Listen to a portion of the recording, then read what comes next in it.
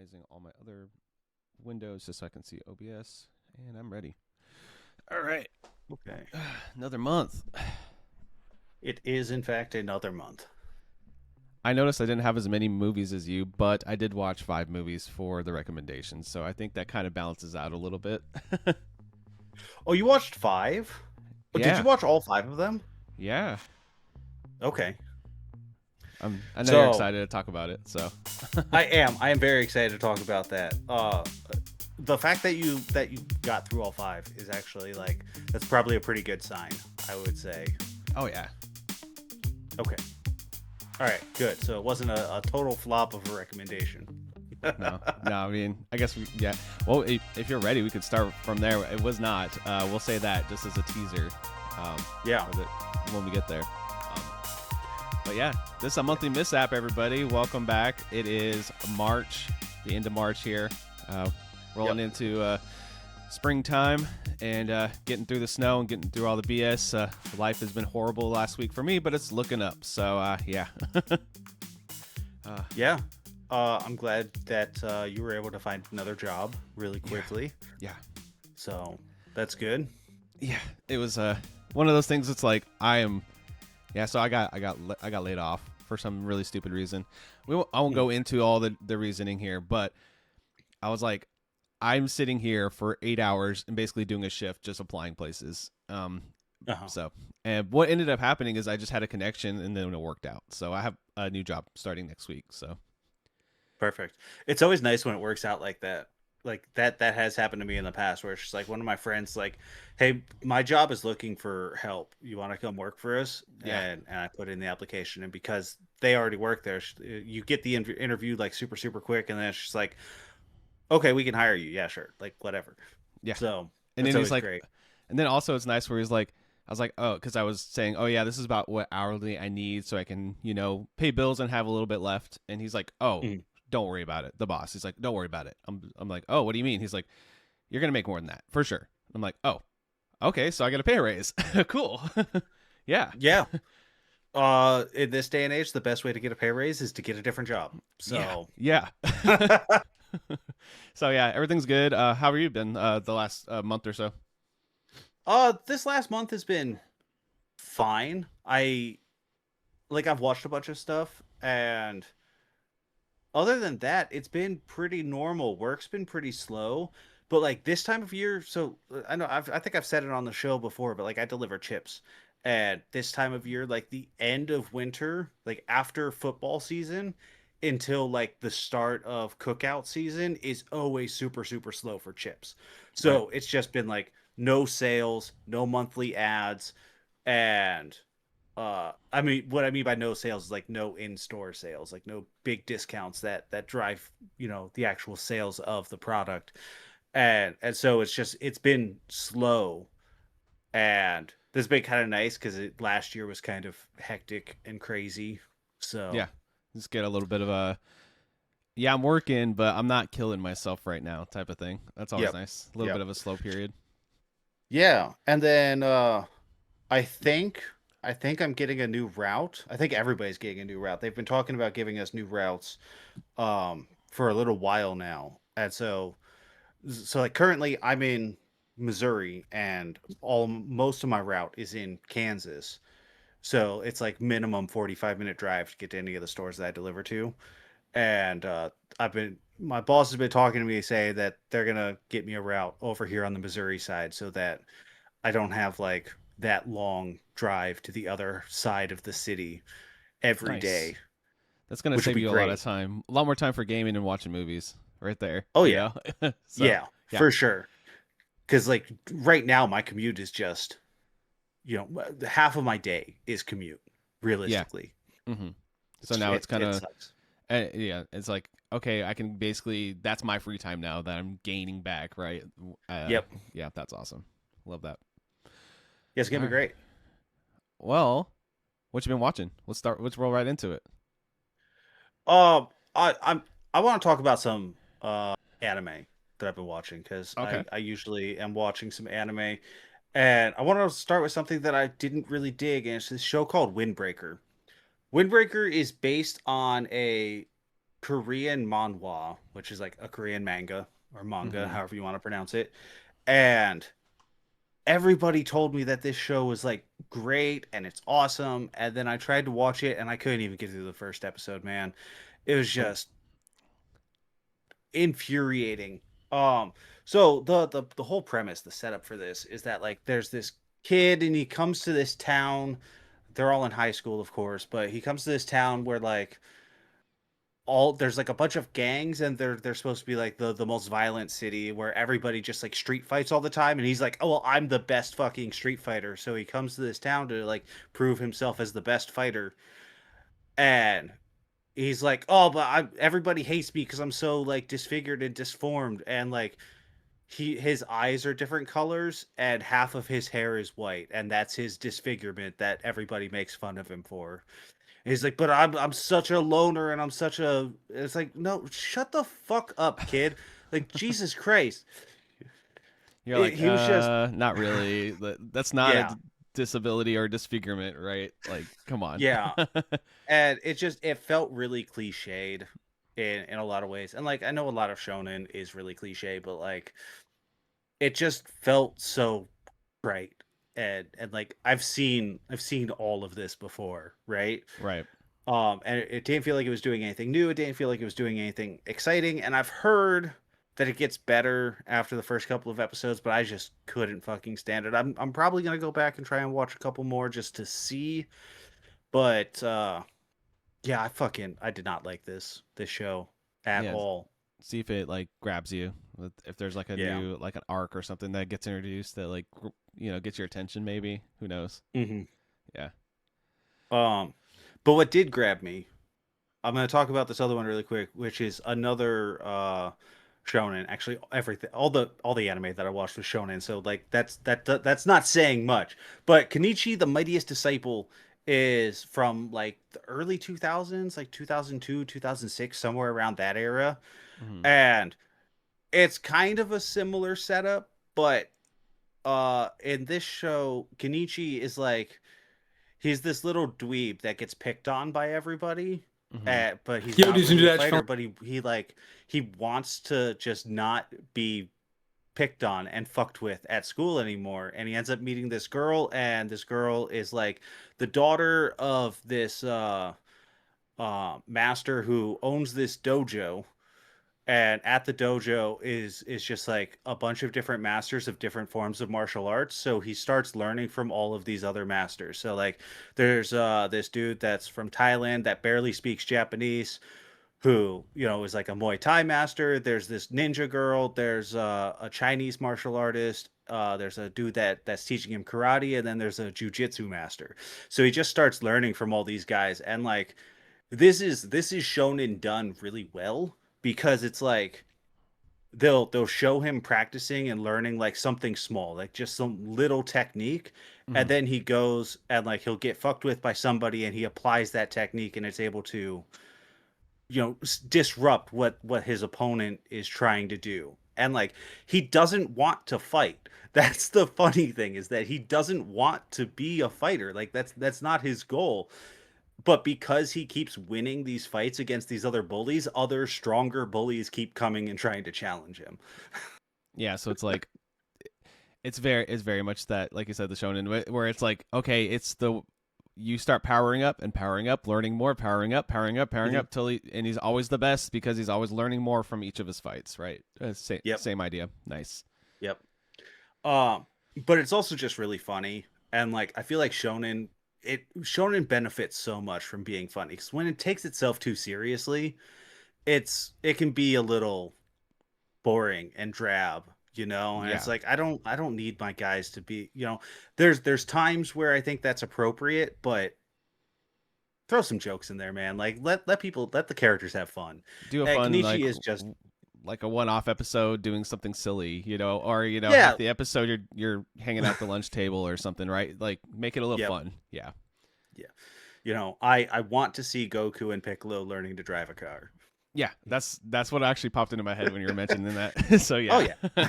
Yeah, Uh, so Kenichi's like a 50 episode anime, and I'm about 10 episodes into it. That's gonna be just it's something I'm gonna continue to watch, and I don't see it going anywhere. It's fun.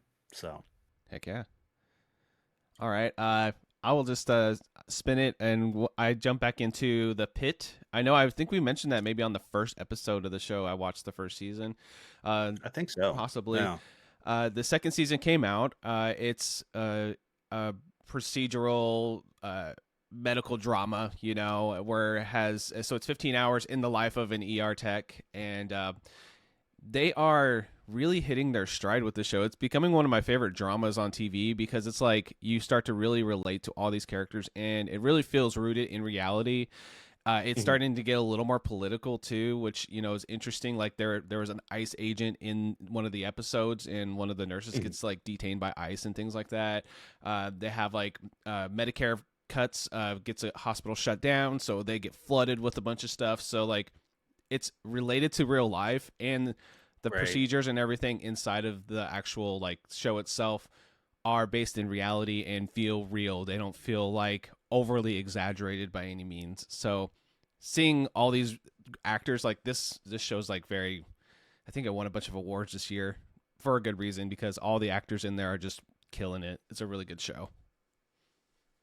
Wait. Yeah. Yeah, I've heard nothing but good things about the pit. Yeah. So it's one that I should probably check out at some time. Yeah, that's one I was like, I actually have it like in the notes app to possibly recommend down the line. So maybe, Mhm. unless you decide to watch it yourself. But it's like even if you're, I honestly, I don't care about like medical dramas really too much. But Right. when people are like acting their ass off, I'm there, and it's one of those. So yeah, Yeah. all the leads are really good. The main guy in there, he's just like the flummoxed, leader, the ER doctor, the main doctor, and then we have all these. It's a learning school, so Mhm. all the newer people learning all the new things, and of course it's a medical, so you got the blood spurts and you got the gore and you got the effects and all that stuff. All Right. that's all practical, which is cool. Just a really good show. It's really. I look forward to an episode when it comes out. I think there's only a few more left this season, so Sweet. Uh so a new season of Baki released, and Baki is like one of my favorite anime. It's mhm. it's so fucking stupid and I love it so much. My girlfriend hates Baki. She hates it so much. These guys, uh it's a show about the most muscular, hideous dudes you've ever seen Yeah. punching the shit out of each other. I'm looking at some And it screenshots. It's like muscles on muscles on muscles. oh, so many muscles. So there's been so many like weird and fantastical things in Baki over the years, and this season is adapting the samurai arc where they have resurrected Musashi Miyamoto, the master swordsman from feudal Japan, and brought him to hmm life in modern day Japan, and he's just like trying to understand the world, but also being like, your modern fighting styles aren't made to kill people. That means they're bad.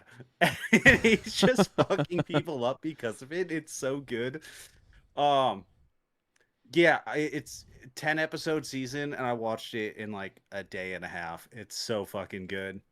Not a whole lot of actual Baki in this season. Like, there's a little bit of him, but there's such a huge cast of characters that sometimes they just focus on some other people, and it's like a 3 episode fight between oh fuck, what's his name? There's this guy who's he's like a master of Chinese martial arts, and he ends up getting into a death match versus Miyamoto, and that's like it's like 3 episodes long, and he fucks him up a little bit, but ends up getting killed in the end. So spoilers, I guess, for Baki. But yeah, I think if you're a fan of Baki, you've already watched this. So this is like a well-regarded arc in the manga. And Grappler Baki has been around since like '93. This thing, like this is old manga, and it's finally being like more of it's being adapted over the last like few years, which is great. So Yeah, I think I heard you mention this one on Monthly Mishap. Not Monthly This is Monthly Mishap on Trash Station at some point, probably. before we started this show, most likely. So Yeah, probably around when we first started that, because they've been putting out like a new season of 10 episodes like once a year, every year and a half, something like that. So yeah. probably around the time that we started that, it would have been like the last season, and I would have talked about it on there just as fondly as I am here. I fucking love Baki, man. It's so stupid. It's like it's just it seems like it's just a good time. Like it might be a little ridiculous, but it's like it's a little Oh, it's cheesy so maybe. ridiculous. Is it It's cheesy? what? Is it kind of It's like a a li- cheat? Yeah. it's a little cheesy, yeah. Yeah.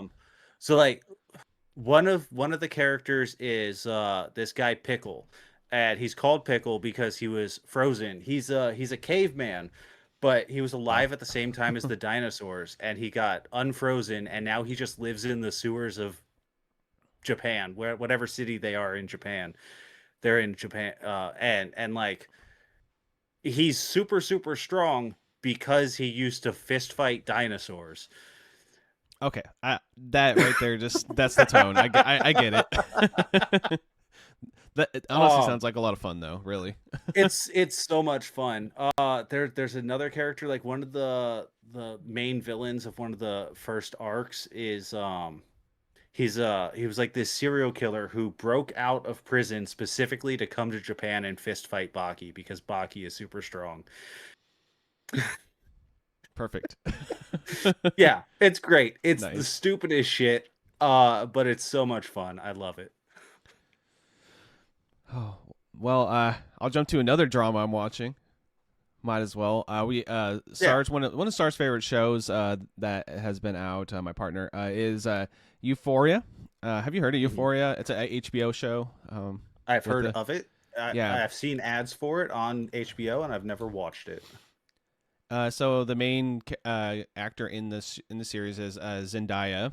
She's an addict. She's into pills, and it's basically a fucked up coming of age story with lots of drugs and sex. It's pretty much what it is. When you break it down, a lot of blackmailing, a lot of drama. You start to learn. So they start every episode off. We're basically the third season's coming out, and they were like, "Hey, let's watch this, and you can watch the new season with me." I'm like, "Sure, let's try it out." But Mhm. I've been enjoying it. The drama is really good. It's not cheesy at all. It's very HBO. It's very serious. It's very well shot, very well directed, very well acted, all that. You Mhm. start each It's episode an with HBO show. I yeah, would assume so. You know. yeah, yeah. You start every episode with a new character, kind of like. So the first episode is Zendaya's main character. You start with her, and you kind of learn her backstory. You keep learning about her throughout the whole show. It's mostly focused on her, but then you start learning about other characters. They start each episode like with their backstory. So you start learning about Mhm. all the other characters that are involved in this like high school. Of course, it's a high school, but everybody's in their late 20s, or mid Yep. 20s or whatever, because that's about right. But uh, it's a it's a modern day like coming of age where they don't pull any punches about the reality of like how fucked up the world is right now in general. Mhm. So like I said, drugs, sex, all that stuff. It gets really intense and very. There's there's a lot of full frontal in this, which I didn't expect. I'll say, but they use their HBO rating. They're like, hey, we can do this because we're HBO. Why not? So Right. Yeah. um, very very riveting. At first I wasn't sure I was gonna like it, but then when you start to get into the characters and their arcs, you start to just really like develop appreciation for the characters and the acting and everything. It's just a really well done show. Love the music choices. There's like this really interesting and weird score. It's always like either very orchestrated or sounds like a dance club, or both Mhm. combines. Whoever's doing the score for this is having a blast, just making up the weirdest and craziest score. And it really stands out in some of the more intense scenes. There's like one episode where I was just like biting my lip because it was so like, you know, tense, Mhm. and the music really added to that, and all the acting's really good. So I I'm glad I gave it a shot because we're gonna see it, watch it all the way through, and then watch the new season when it airs. I think next month. So Cool. Oh, give me just 1 second. I gotta get a name here so I don't fuck this up. You're good. You're good. Okay, so I watched Murderville, which our friend Berger told us about this show, Yeah, I didn't get a chance to and watch it yet. You gave it a shot? I did. It's great. It's fucking hilarious. So this stars Will Arnett, and the plot of the show is that Will Arnett is a detective, and there's been a crime, a murder, and he has a new partner in each episode, but the partner is completely improvisational and doesn't know what's happening, and the partner is so will be a celebrity guest that has to come on and solve the murder of the episode. And it's ridiculous. It's absolutely fucking ridiculous. So it basically ends up just being like a series of skits back to back Yeah. of you know, Will Arnett and whoever, like whichever scene they're at. So like they'll interrogate suspects or like go look at a body, and there will be the pathologist there, the mortician or whatever that's doing the autopsy, and the celebrity guest has to like ask questions and observe the room and try and figure out which of their three suspects is the murderer, and then they have to guess which of the three suspects are the murderer at the end of each episode. And some of them do a really good job, and some of them do a really terrible job. But that's where the fun comes in, right? Like you never know what's Oh going to yeah, happen every episode. That's awesome. yeah. It's just good fun, and there is an overarching story to like the actual show, and that was I wasn't expecting that. I was expecting it to be just like an improv skit show, but it's not. There is actually like some overarching plot and some plot threads with Will Arnett's character and like the other police officers at their little fake police station. It's yeah, it's fun. It's just a good fucking time. And I mean, Conan was probably the best episode because Not it's fucking surprised. Conan. Yeah. Oh yeah, he's Andy just so Murphy was good. really funny also. Yeah. Yeah, yeah, yeah. Conan's really good on the fly. He's good at improving, so I can Oh yeah. imagine that being so funny. Yeah. So that's Murderville. It's 100% worth watching, and each episode's normal TV length, so just under 30 minutes, like 25 minutes or whatever. So it's easy to just sit down and watch it in 2.5 hours and get through it. I'm It's probably great. gonna do that this week. Honestly, I was like I said at the top, like I was looking for a job, so I didn't really do much fun stuff this week. So now I'm like, all right, I Mhm. have a few days to just veg out and do fun stuff. So I think that'll be part of that. Watching. Perfect. Yeah. Yeah, yeah. All right. One more TV thing from me, just real quick. We watched the first episode of Daredevil Born Again season 2. Have Sweet. you ever watched the Daredevil shows? Any of them? The other No, I Netflix or haven't, anyone? which is really weird because like I dig Daredevil comics.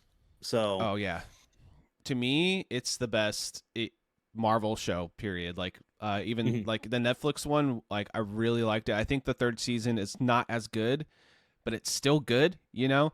And when it comes to like the cinema MCU, all that stuff, this is the best show they've put out. Like, period. It's Okay. like it matches that Netflix tone.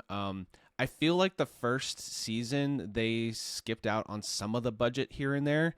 You can kind of see it a little bit here and there, but it's a TV show, so you kind of expect that a little Yeah. bit.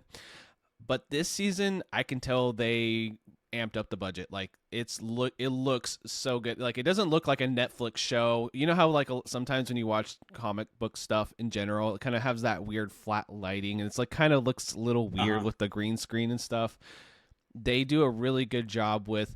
They play with the letterboxing and scenes. They're having fun with it and making it look more cinematic than most of the shows they've put out. So I'm not saying all those were bad or anything, but you can definitely tell those are TV shows. This one is very compelling, and it has our guy Matthew Lillard in it this season, which was Oh, a nice sweet. surprise. It was just like I was watching the title card and I saw Matthew Lillard. I was like, who's he playing? And they haven't really said who he is yet, like in comic book lore, but he's there and he's playing a bad guy. So that's always awesome. Oh, Yeah. so you don't know who he is yet. That's interesting. Okay. I'm Yeah. very, very curious. He's kind of a mob boss type character so far, but they haven't said his name. He's like there talking to Fisk, Kingpin, and being villain Matthew Lillard, which was going to be fun. He's always great at doing that type of character. So yeah, it was a nice surprise, and I'm very invested in that story and Daredevil in general. It's an awesome show. So I'm super hyped to see what happens this season. It's leading into, so what's happening now is they're leading into a Punisher special. And then that Punisher special is leading into, because of course everything has to lead into something else. It's leading into the Spider-Man movie that comes out in the summer. So it's kind of like a big story arc that leads into the Spider-Man movie. So okay. I wish they would just bring Thomas Jane back as Punisher. He was so good. He was good. Yeah, I agree. I do like, I can't think of his name, the actor who plays him now, but he is really good too. He does a really good job. I know this is such a weird thing to like compliment somebody on, but he's really good at acting blind. Like he's good at like doing like the deadpan stare, you know what I mean, as he's talking to somebody. I always notice that. I'm like, this guy can see. I know he can. I've seen him in interviews and stuff and other content, other movies and stuff. He's fine. He's just really good at just being that guy.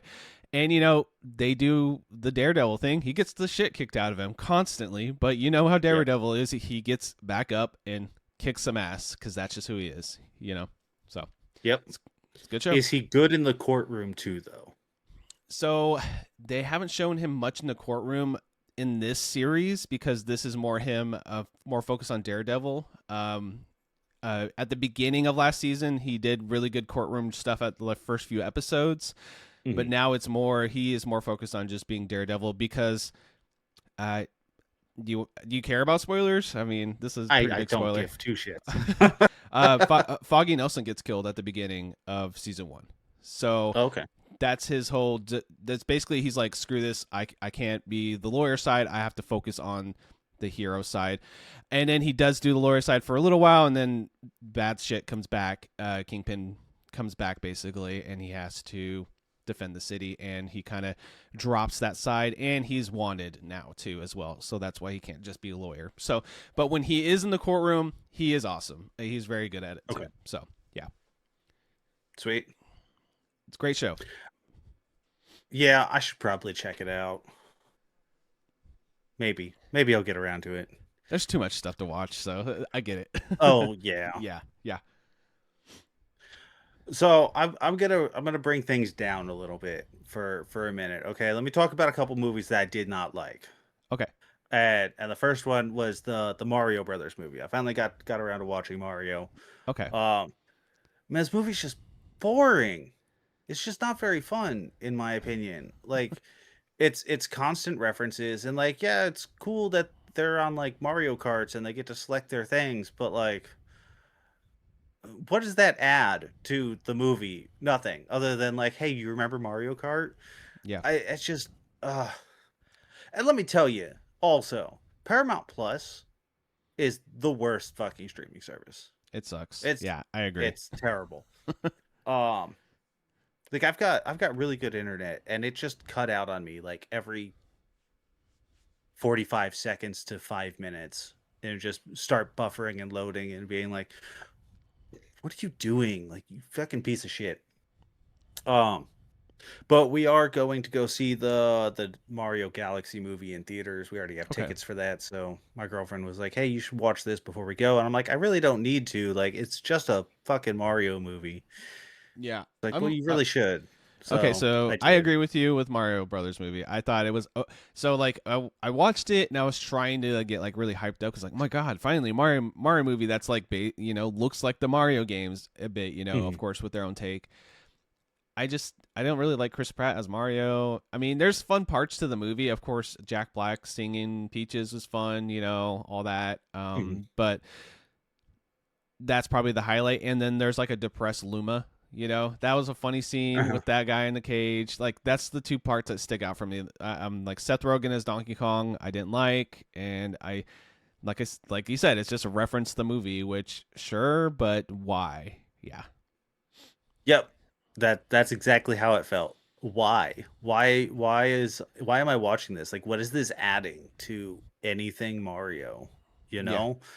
And so like I could see it being fun for kids, but as a cynical grown adult who didn't grow up playing Mario games, it's fine. And and I I did guess though. technically That's I kind of did. I had Mario 64 like when it came out, so and I had Mario Sunshine. Hey, Sunshine's the best Mario game. Everybody get fucked. I wouldn't go that far, but I really like it. I think it's a great game. I think it's more charm. The parts that people don't like, I find to be charming more than annoying. Does that make sense? Like, Yeah. oh, the people complain about the water jet skiing thing. I'm like, yeah, it's a little annoying, but it's kind of fun. I don't know. Like, yeah, Hmm. it's a great game. I enjoy it. I would rather play Mario Galaxy than Super Mario 64, probably. Oh, not Galaxy, sorry. Sunshine. Sunshine over 64, probably today. If somebody was like, which one would you pick? Probably 60 over 64. I would do Sunshine, but that's Yeah. me. I know that's a hot take, probably, but whatever. Yeah. I mean, like, I still like Mario 64. Like, Oh yeah, it's it's a a good game. solid 8 out of 10 game. Yeah, I like it. I like it a lot. Like, I am very nostalgic for it. But like a lot of 64 games, that game just has like some really bad levels in it. So I just think the movement.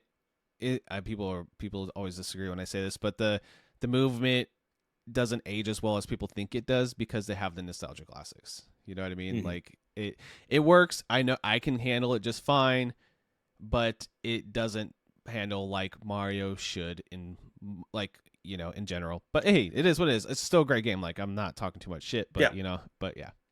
Anyway, that movie is it's fine. I don't need to see it again. Yep, that's exactly how I feel about it. Another movie that is also bad is called Gretel and Hansel. This came out in 2020, and the problem with this movie is that it's boring.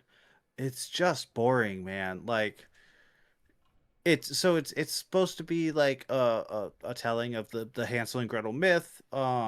There are two kids. They go into the woods and they end up meeting the old witch, and like the it looks so good. Like the cinematography in this movie is so fucking good, and the set design and everything. Like it's a really beautiful movie, but it's like nothing happens, and like the girl is Gretel is like getting trained by the witch to become a witch also.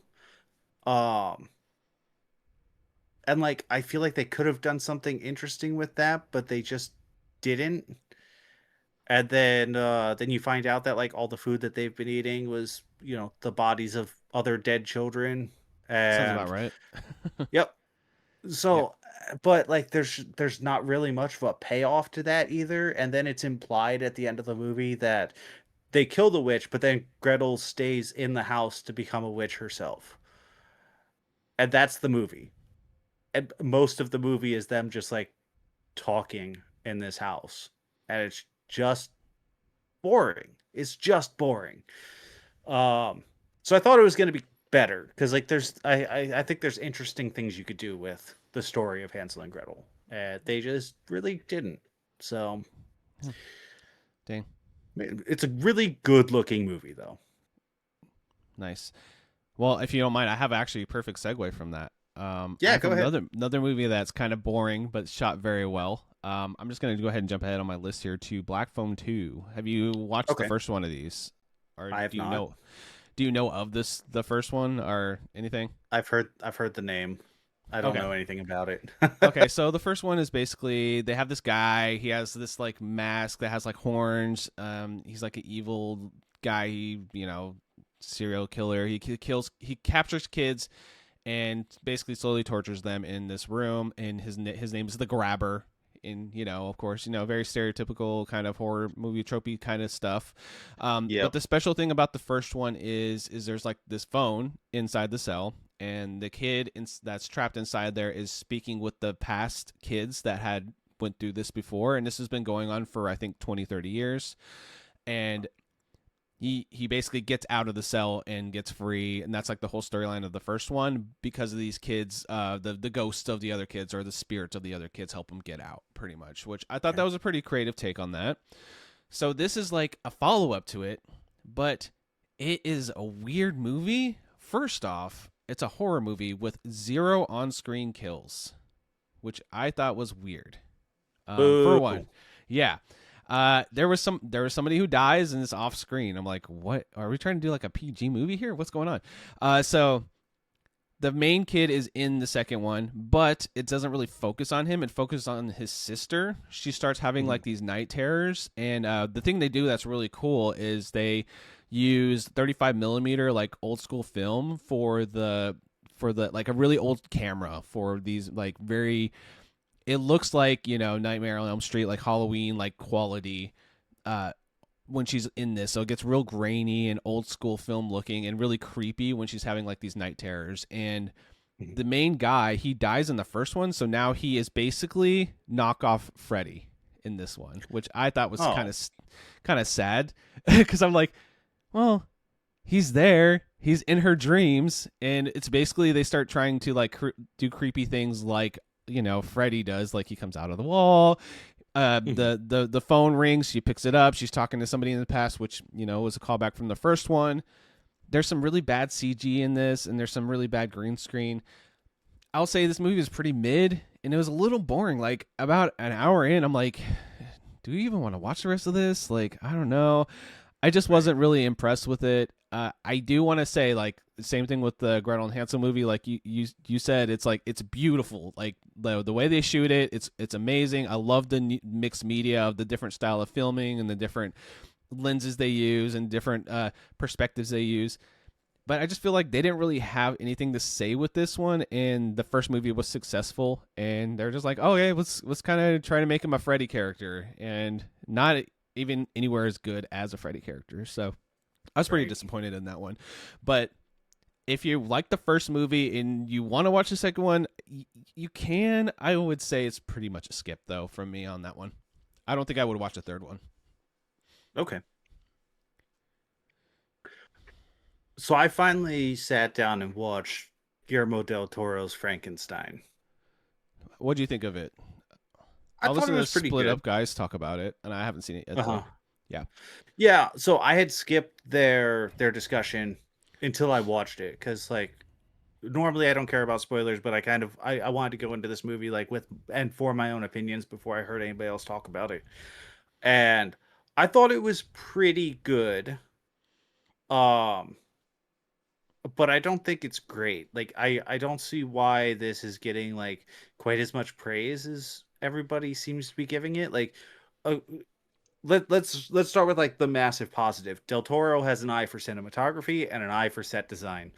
Oh This is yeah. a great looking movie. Like fantastic. Mm-hmm. And like it's the story of Frankenstein. So like you know what happens, you know, Yeah. like Mary Shelley's Frankenstein has been like that story's been around for 200 years at this 250 years. It was Mary Shelley's birthday not that long ago. 250 years ago she was born. Um so this the story of Frankenstein has been around for fucking ever. So you basically know what's going to happen. I feel like they put a maybe a little bit of a twist on it and they made Dr. Frankenstein out to be such an asshole in this, like more so than I've ever seen him be an asshole in the past. And That's Oscar Isaac, right? Because, mhm, uh, I yeah, believe so. yeah, okay, I believe so too. I just think that's funny because the movies I recommended have Oscar Isaac in them too. Anyway, Mhm. yeah, Um, but yeah, other than that, like the monster looks great. Like they made the monster like really big and lanky, and like he's really tall and long, and like not the like big stout monster yeah, that you usually see. He's like really thin and gangly, like um, which I thought was really interesting. It was an interesting take on how to make the monster look. hmm And like the whole bit with the blind man in the forest, I thought that was like probably my favorite part of the movie. But that I mean that's like my favorite part of the Frankenstein story It's really good. in the first place. Hmm. That's really where he learns to be more human. Hmm. Yeah. And I thought that was really, really great. But the rest of it, it was good. I liked it. Like I was captivated by it the entire time I was watching it. But like I don't think this is like the 10 out of 10 movie that everybody was making it out to be. Like it's a solid like 7.5 out of 10. Yeah, it's like it's worth watching for that the sets and the cinematography, Oh pretty much, yeah. right? Yeah. I think that's one of the main things that people were complimenting him on this one because they built like that whole set. It's all practical, Yeah. not much green screen or like blue screen anything. In it. Oh, and the costuming is so good, man. Like, Yeah. yeah, like all of that. Like the production of this movie is wonderful. Hmm. And it looks like it's set in the period that it should be set in. It's great. I love all of that. But yeah, I didn't hate it, That's but good. I didn't love it either. Okay. Um, yeah, so that's Del Toro's Frankenstein. And then after I got done watching it, I was like, let me watch like a better Frankenstein movie. So I put on Young Frankenstein, That's classic a Mel Brooks classic. movie. Like, Yeah. Yeah. Love that movie. yeah, I mean, it's endlessly funny. What are you gonna say about a Mel Brooks movie, man? Like, it's just so fun. There's so many iconic lines, and you know, yeah, uh, Gene Wilder's just the best. He's just the best, man. Yeah, he's rest in peace. He was always so good at everything he did. So Hmm. like, yeah, that's one I need to go back to. It's been a long time since I watched it, so um, probably over 10 years. So that seems like a rewatch territory for me. I don't even know if Star's seen it. Maybe I'll be like, hey, have you seen this? Let's watch it. They'd probably enjoy it. If they've not seen any of Mel Brooks's films, you should definitely go down that rabbit hole because like Robin Hood Men in Tights, Spaceballs, Spaceballs Blazing is good. Saddles. Hmm. Also, they're all so good. Like those four movies, along with Young Frankenstein, those three plus Young Frankenstein. So like that set of four is just like absolute peak Mel Brooks. You know, Right. um, I mean he's got other great movies too, but those are the ones that always come to mind for me as like my favorites and the best. Yeah, So I think if I think Mel Brooks, I think Young Frankenstein first, and then I think Spaceballs. So yeah, mhm. you're pretty much hit the nail on the head with that one. I think. Yeah. All right. Well, let's see. I'll start going down my list here. We got it's not like I have a million things here either, but No, you we don't. watched one more Marvel movie. We watched Age of Ultron. What does it say? I won't go through the full ranking here. This one's like in the middle of the pack right now. Uh, Mhm. it's okay.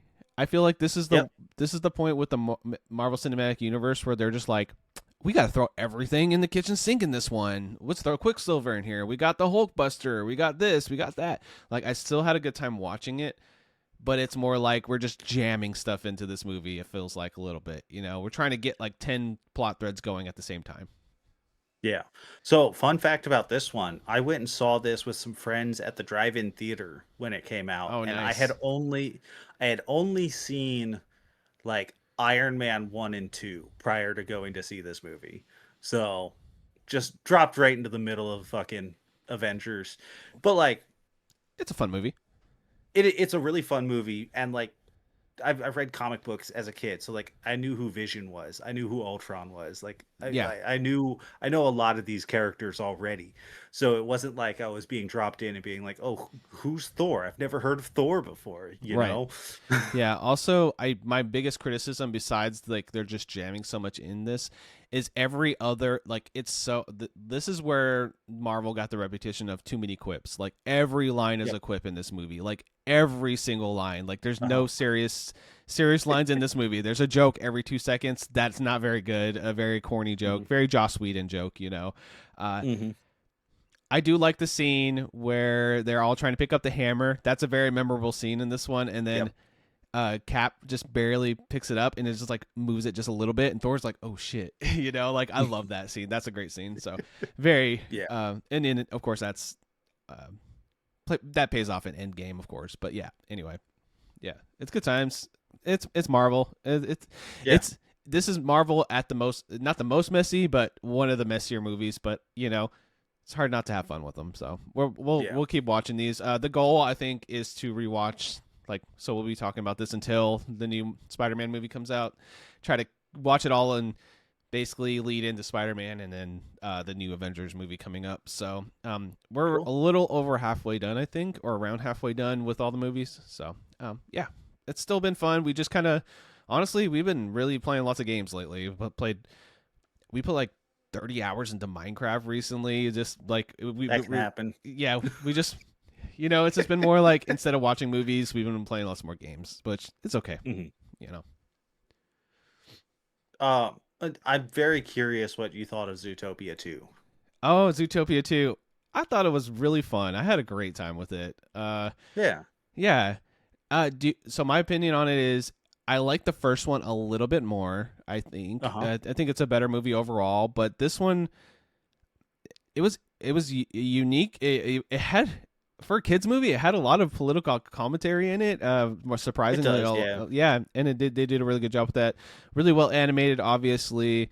I love the main two leads. They play off of each other really well, and I know I was reading some reviews on this. People don't like that they're not really a romantic relationship, but I Mhm. like that they're just buddies. I think it works Yep. perfectly for the characters. They don't need to have a kiss at the end. Not every male and female lead need to have like a romantic relationship, and so I Yep. appreciate that they had some restraint there, and they're just really good partners. They're best friends. They love each other, but it's more like a friendly brother sister, we're partners type of relationship. Yeah. I like that there's not a will they won't they. Uh Yeah, my, so I remember when I saw this, um my big complaint was that like they were constantly repeating the same plot points over and over. Did you realize they were doing that? yeah, a little bit. It almost feels like Netflix syndrome where they know that this is for kids or for families that are probably going to be looking at their phone a little bit, so they have Hmm. to like repeat like what they need to do next, what they need to do next, what they need to do next a little bit in this one. I did notice that a little bit throughout the story. I think it was fine. It was good. It's not one I think I would ever revisit, probably, but I never really revisited the first one either. So like, they're both good. They're solid. Hmm. Good kids movies, and Yeah. better than some I've seen for sure. Yeah, I would definitely go back to the first one before I ever went back to this one. Like the Yeah, snake was cool. Like I I like that liked it. whole bit, but Yeah, um and then the voice of yeah. the snake is the guy from Everything Everywhere All at Once. What's his Oh name? yeah, yeah. That guy. Yeah, the main guy from that. So I was like, oh, he's in a lot of stuff. He's in Loki, and I was in this, and I think it's because he was in that movie, and that movie got really popular. So Mhm. it was nice to hear his voice in this. Yeah. All right. So let me so you got three left, so I'm gonna split these into Below three buckets. different piles here, all right? Okay, sounds good. Um so I watched a movie that I'd been looking for a really long time called Blood Feast. This is Herschel Gordon Lewis is like the grandfather of the gory slasher movie, essentially. Like he was making slasher movies in the late 50s and into the early 60s, and Blood Feast is like was at the time when it was released in 1963 like one of the most like pushing the envelope movies that had been made up to this point. And it's essentially about this guy who is a caterer, who is like Egyptian, and he believes in the ancient Egyptian gods and religion, and he's like trying to perform this sacrifice feast for one of the gods. I don't remember which one. It doesn't matter. What that means is that he has to kill a bunch of women. And so uh he goes around and he kills a bunch of women, and he's going to make this big feast for this family, and they're going to cannibalize all of the women that he's killed because he's cooking them into this giant feast. So hence the name Blood Feast. Um, Hmm. this movie is like fucking weird because every scene is like it's like the characters are just expositing at the camera rather than having conversations with each other. It's bizarre in a like Is it like a, So fucking bizarre. maybe this is a weird comparison, but is it kind of like a Clerk, like a Kevin Smith movie where he has like dialogue and it's kind of they're talking at the camera? Is it like that? Maybe? No, not No? really. Okay. No.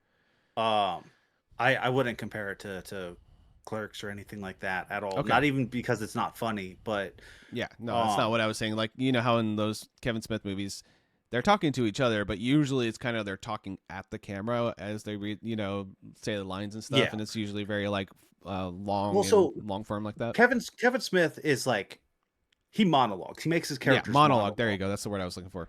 Yeah. The characters in this movie aren't monologuing at each other. They're just like expositing what's been happening. So like there'll be two women and they sit down on a couch and they'll be like, "What do you think about all these murders that have been going on? Oh my god, I've been so scared about all these murders." Hmm. And like that'll Interesting. be a 3-minute scene of them talking about the murders, and then one of them will be like, "Oh well, I have to go and do this thing, so I'll talk to you later." And then they just get up and leave the scene. It's like scenes don't lead into each other. Like there's multiple scenes where it's just a camera pointed at like the police chief's desk, and the main detective and the police chief are just sitting there and talking at each other, Hmm. but there's nothing else. Like you never see another part of the room. It'll just be a static shot of these two guys talking at each other about what they're going to go do. Oh, we're going to go and like investigate this part and look for this and try and find clues about the murders, and like we don't know what's going on. They'll just exposit at each other, and then the scene will just end and you'll get nothing else. Like it's just weird. Interesting. Um Yeah, it's a very, very strange movie. I don't know if I'd ever watch it again, but it's a very interesting piece of like horror movie history. Yeah. So I think it's worth watching from that perspective. But yeah, I'm actually really interested to check out more of Herschel Gordon Lewis's movies because if they're anything like this, they're all probably going to be pretty bizarre and strange, and I'm here for that. Yeah. It's I like don't know if they're good, but I saw IMDb. It has like a 4.8. I'm like, okay, I see what we're working with here. But yeah, yeah. yeah. Yeah, So like I would not call this a good movie, but I would call it an interesting movie as like a time capsule nice. of like the start of the slasher, realistically. And then I watched another Roger Corman film called The Terror from 1963 as well. This one stars Boris Karloff and young baby Jack Nicholson in his early Nice. 20s maybe. Nicholson plays a like a Spanish officer who's gotten separated from his platoon. This is like it's set in like the 1800s, and he comes across Karloff's like castle, and he like inserts himself into the castle and like is like investigating, but also like he's just there because he's there. And this is also a really weird movie, if I'm being honest with you. Um, I don't really remember what happens, but I remember really liking it, if that makes sense. Yeah. And also, I was looking at some screenshots. This is baby Jack Nicholson. He's so young in this. Baby. He just got out of high school or something. Like, damn, he's a Yeah. baby. Um, the I think the most interesting thing about this, I was, in old movies like this, the vast majority of the credits are right up front in the title card. Yeah. Um, Looking through the credits, you see this name that you'll probably remember or recognize, but there's this another director alongside Roger Corman as Francis Coppola. And this Oh, is Francis Ford Coppola's, I believe, first movie that he ever worked on. that's Um, awesome. so this is another interesting historic time capsule where you get to see the dawn of one of the greatest filmmakers working alongside Karloff, like one of the greatest uh, classical actors, and Nicholson, who Another went on to be like so one of the another. greatest. Yeah, exactly. It's like another historical type thing. It's like, damn, this is Oh yeah. like you don't see this every day type of thing. That's awesome. Yeah. Hmm. Yeah. Really good. This is one I'll watch again for sure. It's great. It's really really good. Awesome. Well, I'll just change the tone completely. I watched the new Naked Gun movie that came out last year. Have you seen it yet? Yeah, I have not. I heard it was great. It's honestly, this is like the funniest movie I've seen in like 4 or 5 years. Like, it's hilarious. Like, I was Yeah. surprised by how funny it was. With Liam Neeson as a lead, it's what you expect. It's every 2 seconds there's a joke, and usually it's either you roll your eyes at it or you'll roll your Mhm. eyes at it and laugh at the same time. That's the whole thing. What you One, want? yeah, pretty much. And there's like a okay, so like there's so many jokes. I'll spoil like one of the ones I thought was really funny. There's like a they're in the streets at night, like in the later scene, and there's like a chase sequence, and then out of nowhere, Dave Bautista shows up and he's playing the lead, and then you hear a toilet flush off screen. He's like, "Oh, hey, thanks, Dave, for filling in for that scene for me. All right, let's go ahead. Let's get back to it. Just it's so stupid. You see Mhm. him go from the original Naked Gun guy. He has like a portrait of him. He's like, "Daddy, thank you so much for all the things you did for me." And then you look down the hallway, and there's like 50 different people. Like, everybody in the police station has somebody that is like related to the previous old school movies, and it's like Mhm. they're all just like, "Thank you, Daddy. Thank you, Mom. Thank you, Dad." It's just like corny jokes like that, back to back to Yeah. back to back. I was watching it out there. They were in here playing some games with friends or streaming or something, and they're like, "You were laughing a lot." I was like, "Yeah, that movie was hysterical." So yeah, it's worth watching. It's really good, very good homage to those, and it honestly fits right alongside all those. I think it might be like the second best one from the first one, to be honest with you. So Cool. I Yeah, don't know. man. I haven't seen Naked Gun, that original movie, in so long. Yeah, it's so funny. Classic. I used to watch it in high school with my buddies all the time, and Mhm. then this one just has just the same appeal, man. And they just nailed the tone. And like, it's an hour and 22 minutes or something, super short, doesn't overstay its welcome, in and out really fast, a million jokes, and like so many little jokes that you just catch. And I know if I rewatch it again, I'm gonna find new jokes that are just in the Yep. background or like little things that I didn't notice the first time. So it's just an old school comedy in 2025, which hell yeah, I want more of that. Yeah. Yeah, for sure. All right. I watched another Roger Corman movie called A Bucket of Blood. Okay. And oh, dude, this movie's so good. It's fucking fantastic. So, essentially what this movie's about is there's like this kind of hipster art house uh cafe, Mm-hmm. and it's where like a bunch of artists hang out, and like there's somebody up on stage like just reading poetry while somebody plays the or not reading poetry but just like reciting his poetry while somebody plays the saxophone. Like, it's that kind of place, right? Yeah. There's this server, and he's a little slow, uh Mm-hmm. maybe a little mentally handicapped, Right. and but he wants to be an artist. He wants to fit in with these artists, and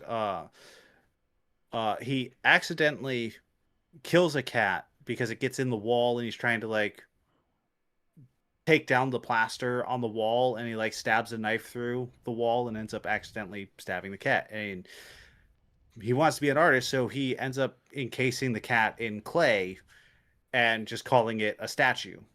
Right. And everybody's like, "Oh my god, I can't believe you made this. It looks so realistic." And it looks so realistic because it is Use realistic. It's a Yeah, cat it's a cat. covered in clay. It's basically Um taxidermy, but with clay, right? yeah, Yeah. except he doesn't know taxidermy, so like it's decaying inside the clay. Okay. Okay. Gotcha.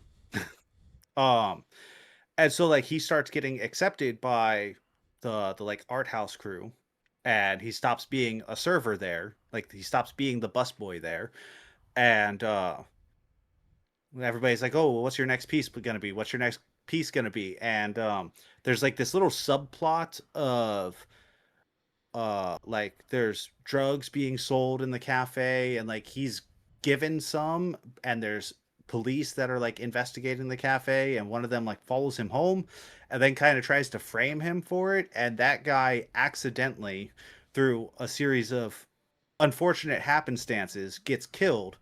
And so he's just like, well, I'll just cover this guy in clay too and make it a statue. Okay. And so he does that a couple of times, Yeah. and then he ends up getting found out, and then there's like a whole big chase sequence, and then the movie ends. And it's a series of circumstances. It's really quite funny, Yeah. honestly, and it's a lot of fun. I really, really enjoyed this one.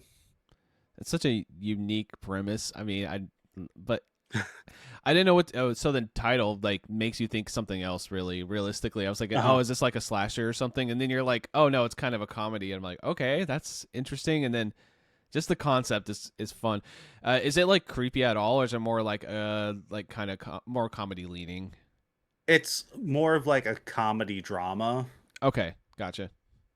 than like an actual horror movie. It's Yeah. it's in black and white, so like it's not a super like graphic movie or anything. There's Mm-hmm. a little bit of blood, but not a whole lot.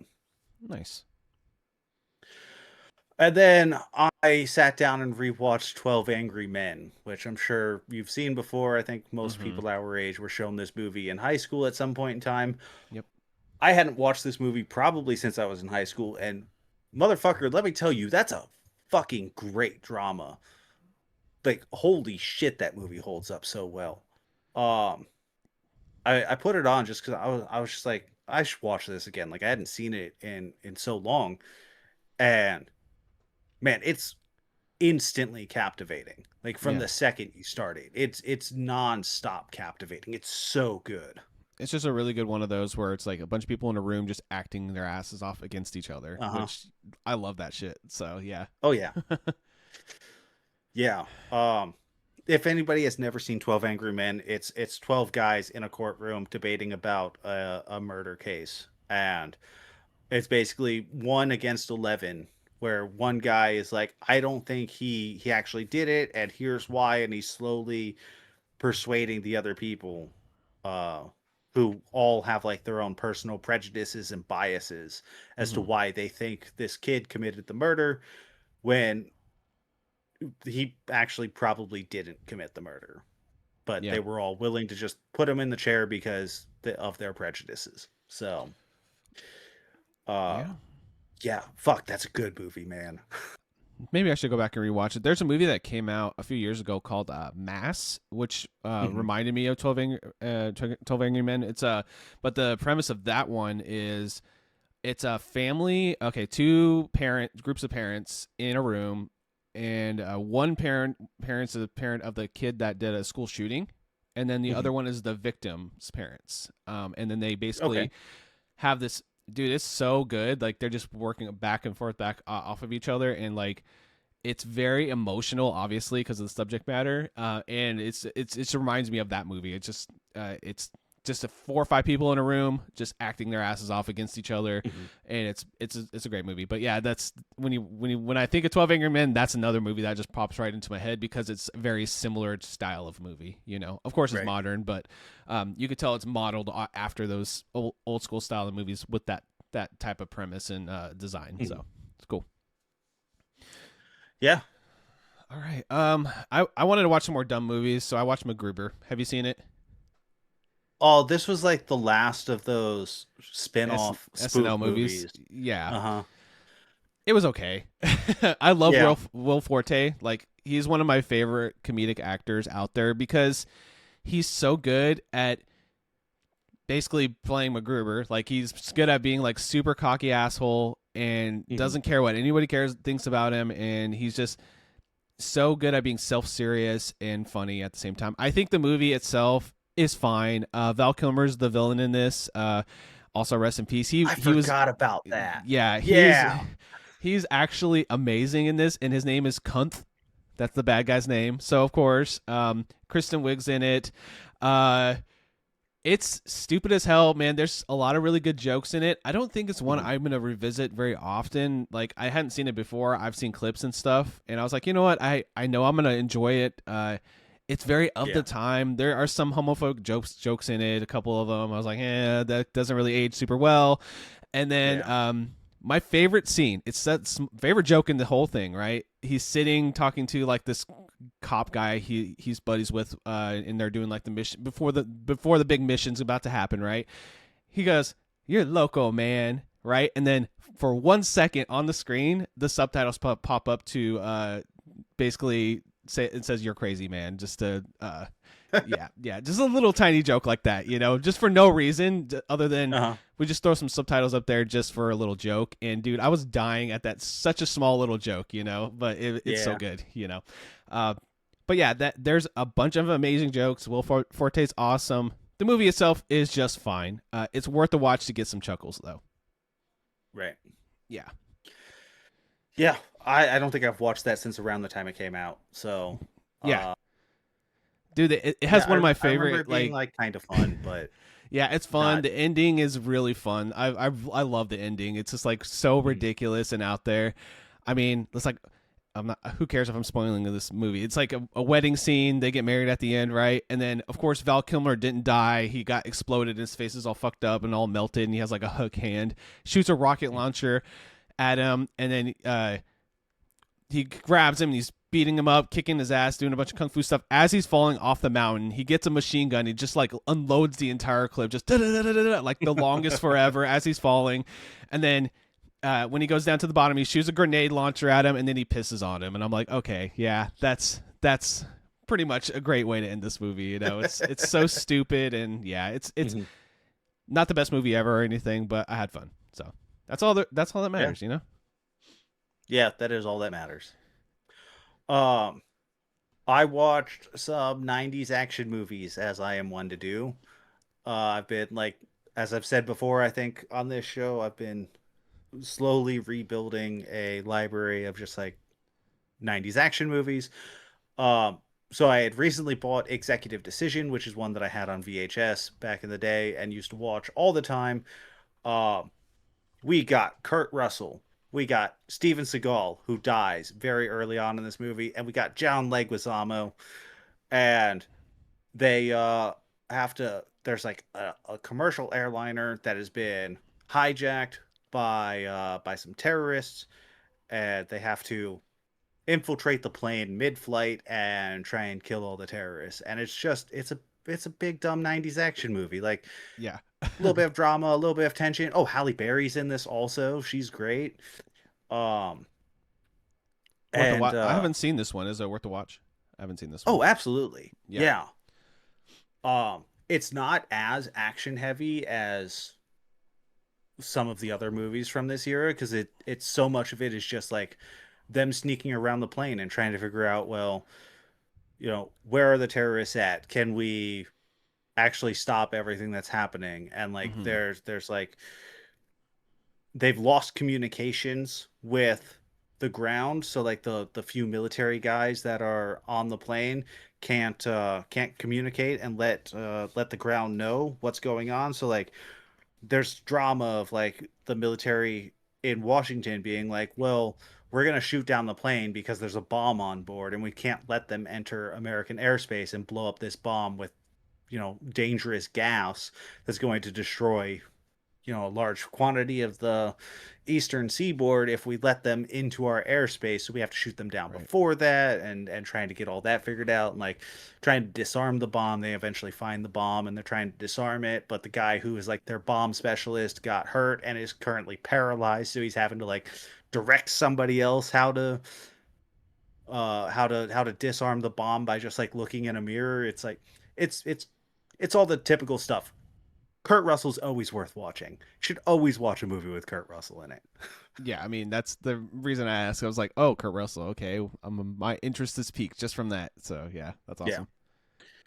And then I rewatched Men in Black 1 and 2, which like those are classics what do you want to me. To say? Yeah, Yeah. they're absolute classics. Like these are some of the best science fiction movies that were made in the 90s. Just Will Smith at his most Will Smith, Tommy Lee Jones at his most Tommy Lee Jones. Just absolutely fucking fantastic movies. What's the Vincent? What's the guy's name? The guy who plays the Roach bad guy, the Roach alien in the first Vincent one. D'Onofrio. D'Onofrio. Yeah, he is so good in that movie. He's fantastic.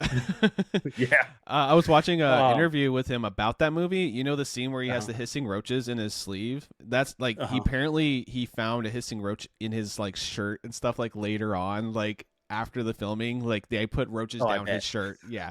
I was like, that's amazing. Because nowadays it would just be CG, but he's like, nope, Oh yeah. those are real roaches. Yep. Yep. Yeah, you got Rip Torn as Zed, and Oh he's yeah, so great in good. that role. Yeah. Yep. Hmm.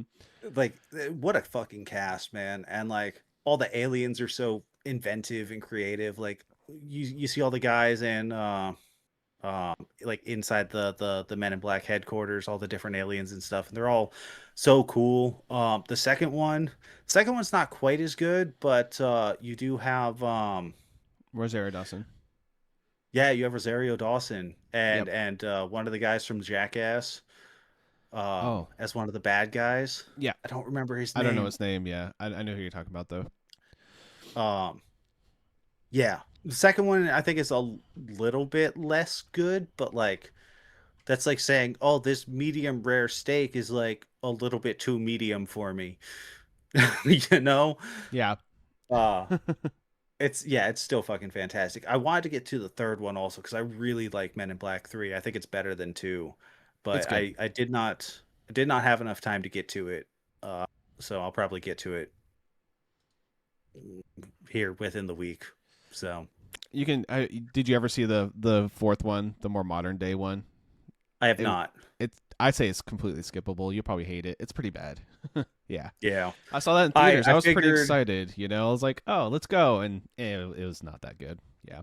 I figured without Will Smith and Tommy Lee attached to it, I'm probably not that interested in it. Even though like in the Men in Black comics, like it's not always following the same Men in Black. Like we don't have to just have those two guys. Um, so like I could see another Men in Black being good if it was done right. Yeah. But It I it heard that one was. was kind of eh. Yeah. It was ass. I didn't really like it. Too much. Because you watch the Men in Black one too. There's a lot of puppetry, a lot of like practical effects, this and that. They Mhm. lean so heavily on CG that just kind of gets rid of some of the charm. Like of those Yeah. first three actually. So Yeah, because 3 has a lot of practical effects in it also, which was yeah. surprising for when it came out. Hmm. Um, but yeah, 3 is such a sweet movie, man. I love It's it. so fun. Yeah, it's good, and it's Yeah. like it's very heartfelt, like between the two Hmm. characters. I love time travel stories too, so it has a little bit of that. So it's always good. Yeah. All right, one more for me here, and then we can talk about Deathgate 3 here. Yeah. Anaconda 2025. Did you know they rebooted Anaconda? I did not. Okay, so this is a They really don't fun. need to. That's the whole Those premise of the movies weren't movie. that good in the first That's the place. whole premise of the movie. So the main two leads in this is Paul Rudd and Jack Black, and then we got Uh-huh. Steve Zahn in it as well. So Okay. the idea is they're childhood friends that used to make home movies together and like movies like they made a movie called Squatch. Like some they Uh-huh. just made some funny stuff.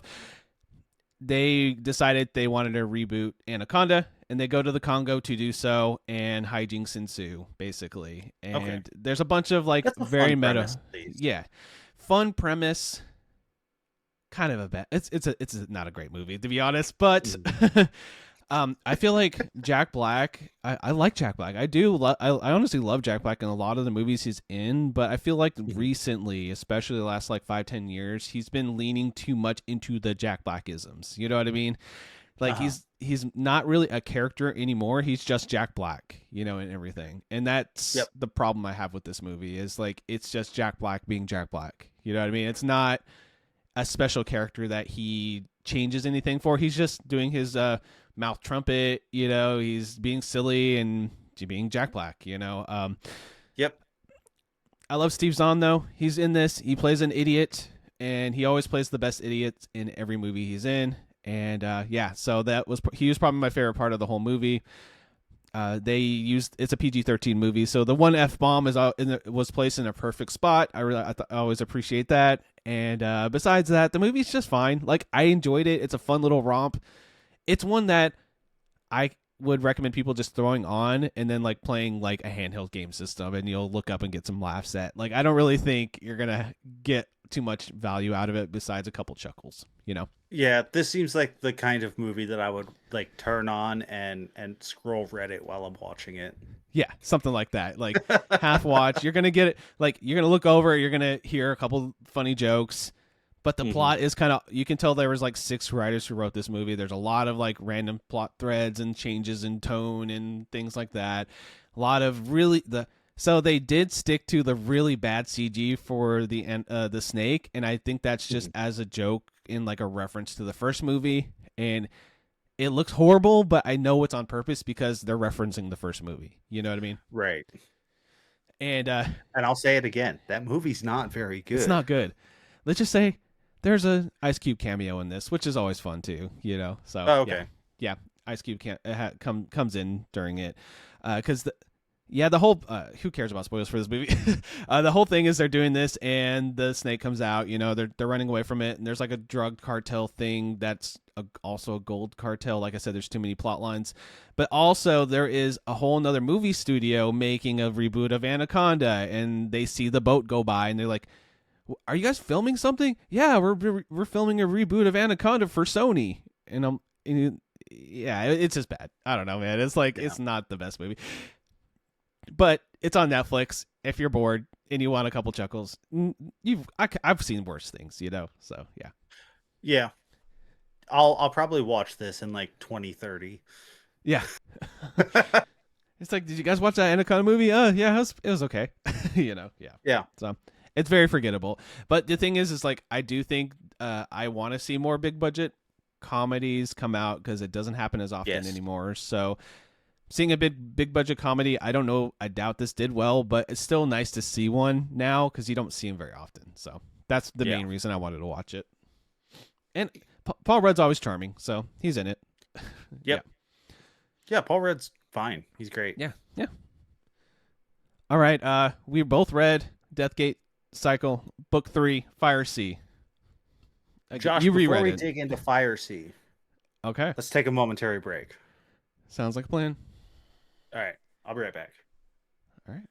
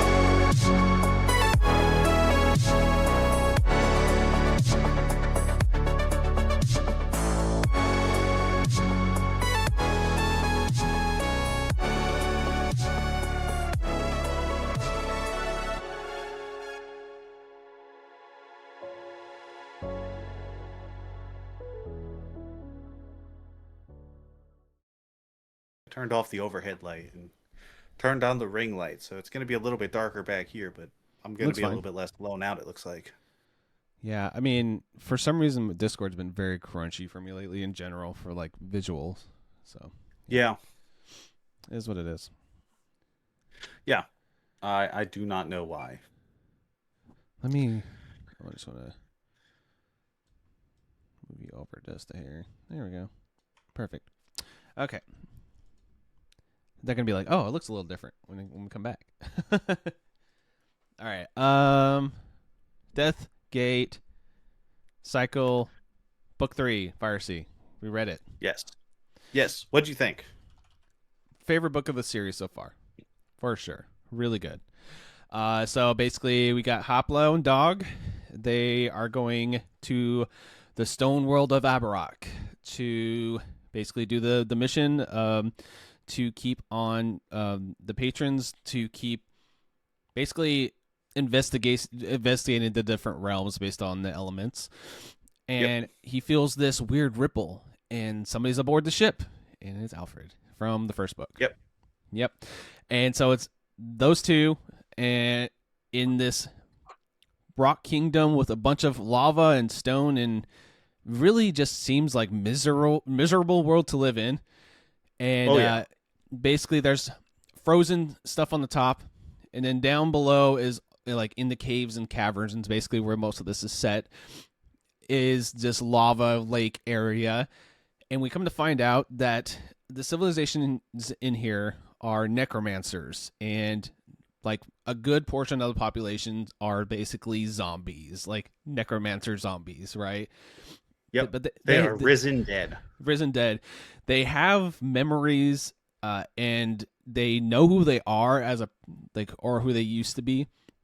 They also have like these specters that follow them. I forget what they're called, which is kind of like another version of themselves. And so basically, they're like, they exist, they're alive, but they're more like slaves and subjugated class of this civilization. Basically, they do all the dirty work for the most part. So we should also mention that all of them are Sartan. None of them are any of the humans, any of the mensch. So they're not humans, elves, or dwarves. All of those quote unquote lesser races have died off because Abarak is basically uninhabitable. Yeah.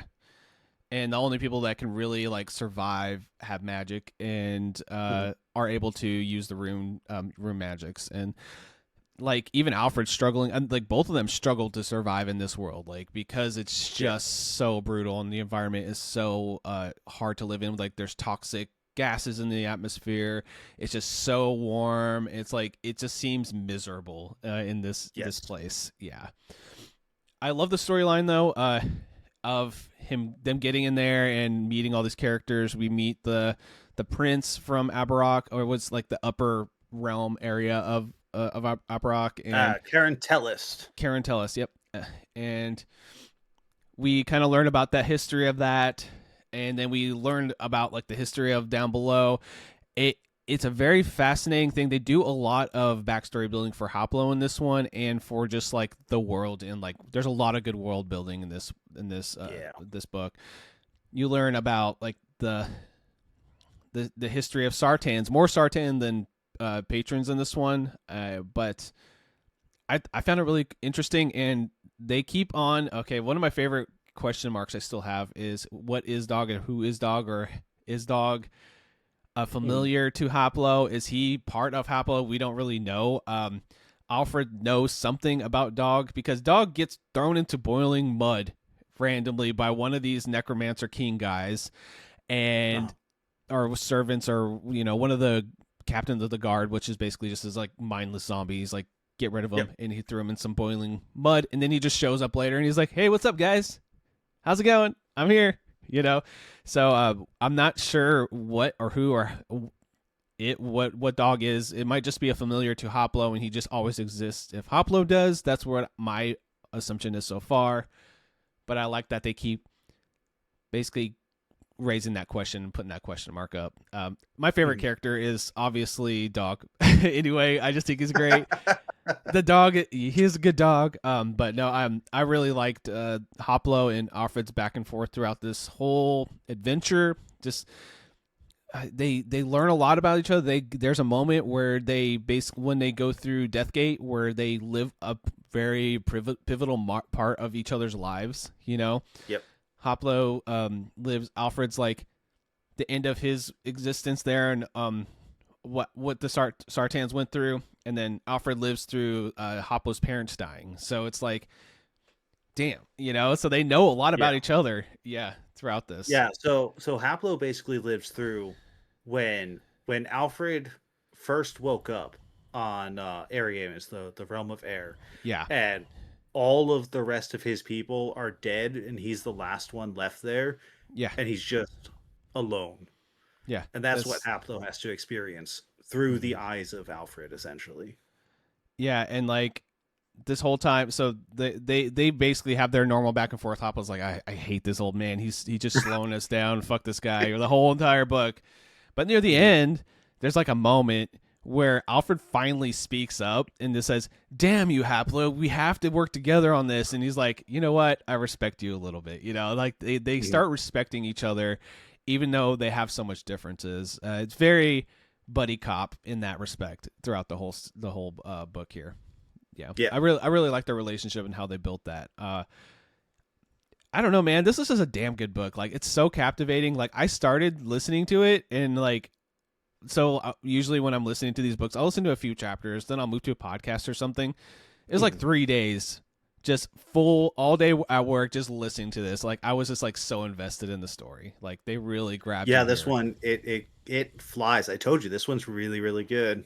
Yeah, it's like you start. It's literally a page turner. Like, you start and you're like, oh my god, this is. I gotta see what happens next. I gotta know, because like I feel like the writers are just really finding their flow with the characters and the world. Mhm. So it's like, and everything's kind of established too a bit. So I mean, of course, they're still establishing things, but we know the character, we know what the premise is, and they don't have to explain as much as that. So there's not as much as that of those longer like explanations and things.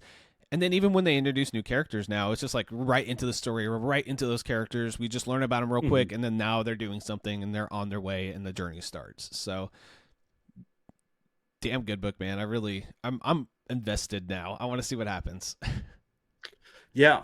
So when you started reading it, were did you realize that the people that were talking at the initial opening of the book, did you realize they were Sartan? Or did you No. just assume that they were humans like Yeah, I every didn't. other book?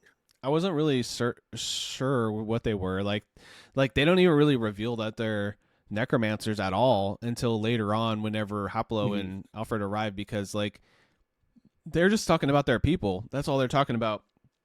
So Yeah. I just assumed they were. I think they do say something about harsh environments and some magics and stuff, but so I wasn't sure, because they were living. So basically, they're living in like the ice area up top, but the all the warmth that was coming down from underneath is slowly like disappearing. So they got to like leave pretty much, Yeah. and they do talk about a little bit of some. They do. The guy is basically, he is called a necromancer, but they don't really say like what to what extent or anything. I just assumed that he helped out and had like magic that would helped out make the royal family survive and some people in the civilization. But they didn't say they Mhm. were starting until really like Hoplo was there and Alfred was there, and then they were like, "You guys have like 90% dead people. What the fuck?" Like like Uh-huh. it's pretty crazy. So Yeah. So one of the things I really love about this book is that it paints necromancy in like the most visceral light that I had ever seen necromancy painted in, where yeah, like they're bringing back the dead, but the dead are like aware of what they are, and basically they're tormented. They do not want to be resurrected as they are, but they don't have any choice in the matter. what's the name of the like the Tarzor, the like the more evolved form of the undead that kind of can that basically are, I can't think of the name of it right now, but they basically recouple themselves with their like primordial being or whatever, and they're like a little bit Mhm. more powerful and stuff, and that's basically what becomes like the ultimate form of like the undead, and they're like highly evolved undead, which is crazy. Yeah. Um. Oh God, I don't have notes in front of me. Tars, I tar, and I yeah, I'll look it up real I fast. I, I don't remember. I don't. Yeah, I don't remember. But essentially, what ends up happening is they Lazar, that's have what they're called, Lazars. yeah, Lazar. Hmm. Um. Essentially, is that in order to separate like the soul from the body, they wait a period of 3 days or longer to resurrect the body. Yeah. That way, they're not connected anymore, and there's separation between the two, so that they can so the necromancers can control the body. And the reason they do that, we find out, is because of the laser or Lazar, if that's how they pronounce it. The audiobook that I The listened to, they pronounce them laser. Um, same thing, spelled the same way, basically. Yeah. Hmm. yeah, Yeah. Lazer. So Yeah. laser. Um, when they're resurrected immediately, they're there's no separation Yeah. between the body and the soul. So now they're just a tormented being who can't die is essentially immortal Yeah. because they've been raised from the dead and does not want to be there and can also speak to the shadows of the other dead who are not laser, Yeah. So which we is just have, horrifying. yeah, it's a terrifying concept. So we have, we meet Jonathan and Jera. They're, basically husband and wife, and they're part of like the civilization they go to, and that they're also part of the other pack that goes from the icy area with Prince Edmund and Balthazar, which is he's the necromancy Sartan Keem guy, and they end up in this situation where they have to get away from the Lazar because they're all being raised from the dead at the end here, and what ends up happening is oh, it's like Cletus. Yeah, Cletus. He was he wants to basically be the king of the undead and rule over all of the realms. He knows about the Death Gate. So he starts going after Hoplo and Alfred, and they go down into like the tombs, like the old school Sartan tombs, and they relive like a previous moment in history, and we learn a little bit more lore about the Sartan there, and about how necromancy came to be and how it's basically the worst form of magic that has ever existed. And then at the end of the book, we find out Hoplo doesn't even tell his Lord Tsar that necromancy was a thing, and Lord Tsar knows he's lying, of course, because he's a very powerful being, you know. So yeah, there's this big chase sequence. They start there. They go all the way through the Fire Lake. Of course, we got Dragon Wing that can go into the Fire Lake because of the magics he has and the runes he has on the outside. So they basically do this huge chase sequence. They interact. There's a fire dragon in this, basically the coolest sounding dragon so far, and probably the most intelligent one that we've encountered, I think, besides the one from the last. I think dragons in general are just very intelligent in this universe, right? Yes. Yeah. Yeah, so that's kind of a pretty standard fantasy trope. Dragons are usually depicted as extremely intelligent beings. Like they do what they do because they are smart, right? Yeah. So like they don't intentionally go around just terrorizing people just for the fuck of it. They do it for a reason, you know? Yeah. And this fire dragon is like just in the lake of lava. It wants to kill Sartan only because Sartan have killed its people. Yeah. That's and also the only reason. He knows about the balance. There's like a balance. So they find out like if you kill somebody with necromancy, you know, or raise somebody from the dead, the dragon knows like we need to make it balance. We need to kill a few people. So he ends up killing the king of the upper civilization because of the and a bunch of his crew because of that, you know, early on in the story. But yeah, I really, this is one that like, you know, you're reading a good book when you can just see it in your head. Like you can like, it's like so vividly painted for you. And so well described. By the end of it, like I was just like, I was okay. So I was near the tail end of the book, and I was literally just sitting out in my truck listening to the last two chapters. Like I was like, I didn't want to like get out of my truck and just like be wondering what happens. I was like, I gotta know. I gotta hear the end of this. So yeah. Right. Yeah. Fantastic book, man. Like I am so excited to see what happens next. And then at the end, they were gonna go back through the Death Gate and go to his lord. Hoplo's like, hey, Alfred, if you wanna take off, I won't say anything. Go ahead and do your thing. You know, let him get off basically and go do his own thing. So I'm sure they're gonna end up together at some point. And then another big plot point that got revealed, which I was like, oh my God, was that possibly Alfred used some necromancy magic to bring back the kid from the first book, Bane from the first book when that tree fell on him. That plot point. So they do a flashback to that, and he's like, there's like a necromancy book that Alfred sees on a shelf. He's like, I don't even want to look at it because I'm so worried that I used one of the spells or one of the runes inside of that book, you know, to bring him back. So possibly Bane is a Lazar, which is an interesting premise. So he might be part undead too, part shapeshift, part changeling. I can't say it. He's going to be a very big villain, I know, later on for sure. Bane comes back for sure. There is more Bane to be had in your future. So I know. I mean, his name's Bane, so he already has a bad guy name. But Mhm. so, but I think that the thing they do the best in this series is they set stuff up, but they usually try to like sidestep what you think might happen, your expectations. So Yep.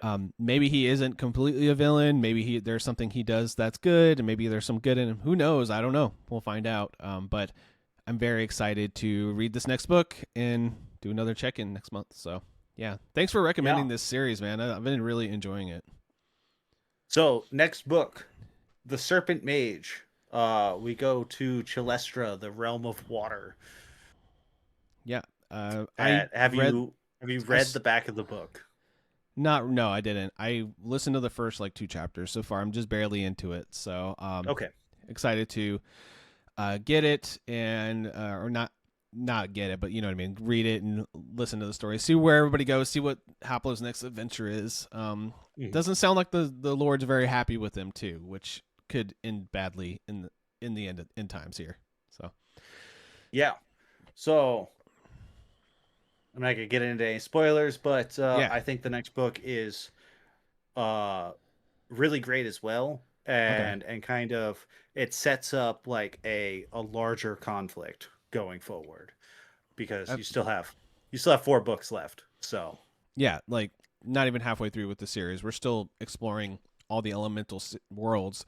When that's over, mhm. something else has to happen. So they got to set that up. So I knew that was going to Yep. come at some point. So I'm very interested to see what happens, and I have a feeling that I'm going to see a lot of returning characters later on for different reasons. I'm sure they'll set that up too a little bit here. We'll probably see people from the Sun Kingdom. I always forget the name of the worlds, but the Sun world and the Air world and the Stone world. We'll probably start seeing some more people come back that I know and know the names of.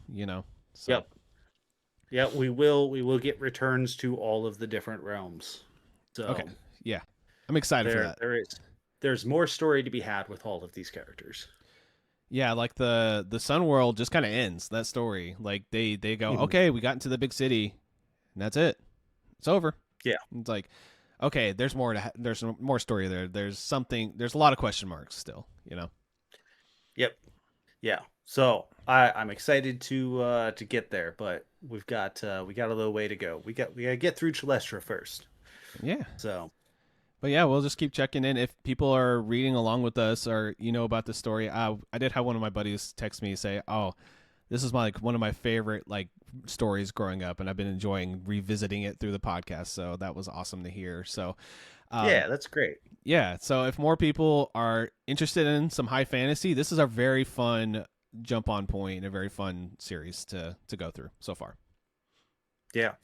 And since I've been re-listening to these, it's gotten me to a place where I'm like wanting to explore some more fantasy books that I hadn't that I've known about and haven't read. So Yeah. I've read or will listen to the audiobooks of 4 of Terry Pratchett's Discworld, Oh, his nice. first 4 books over like the last couple of months. And those are so much fun. I'm really enjoying those. I know So those are very well loved. I never got into them though, so maybe yeah. that's one I should check out too down the line. Yeah, they're well loved for a reason.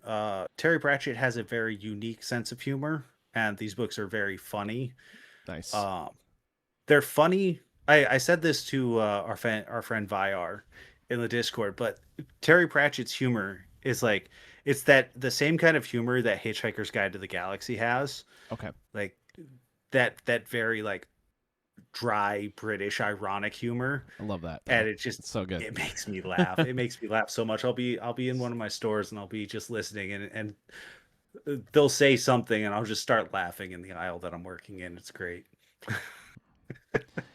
That's always the best. You wear headphones and you're cracking up to yourself, and people are like Hmm. looking at you, like side eyeing you, like, "Are you good?" You're like, yeah, no, I'm good. Yep. Yeah, I'm fine. Yeah. All right. Well, our recommendations from last time, if we can jump into that. Yeah, Yeah. let me go first because you were just talking a whole bunch about Sure. Deathgate. You were Yeah. just talking about Fire Sea. So you had me watch Annihilation and Ex Machina. Yeah. Um, I watched Ex Machina first, so I'm going to talk about Ex Machina What'd you think of it? first. I liked it. I liked it quite a bit.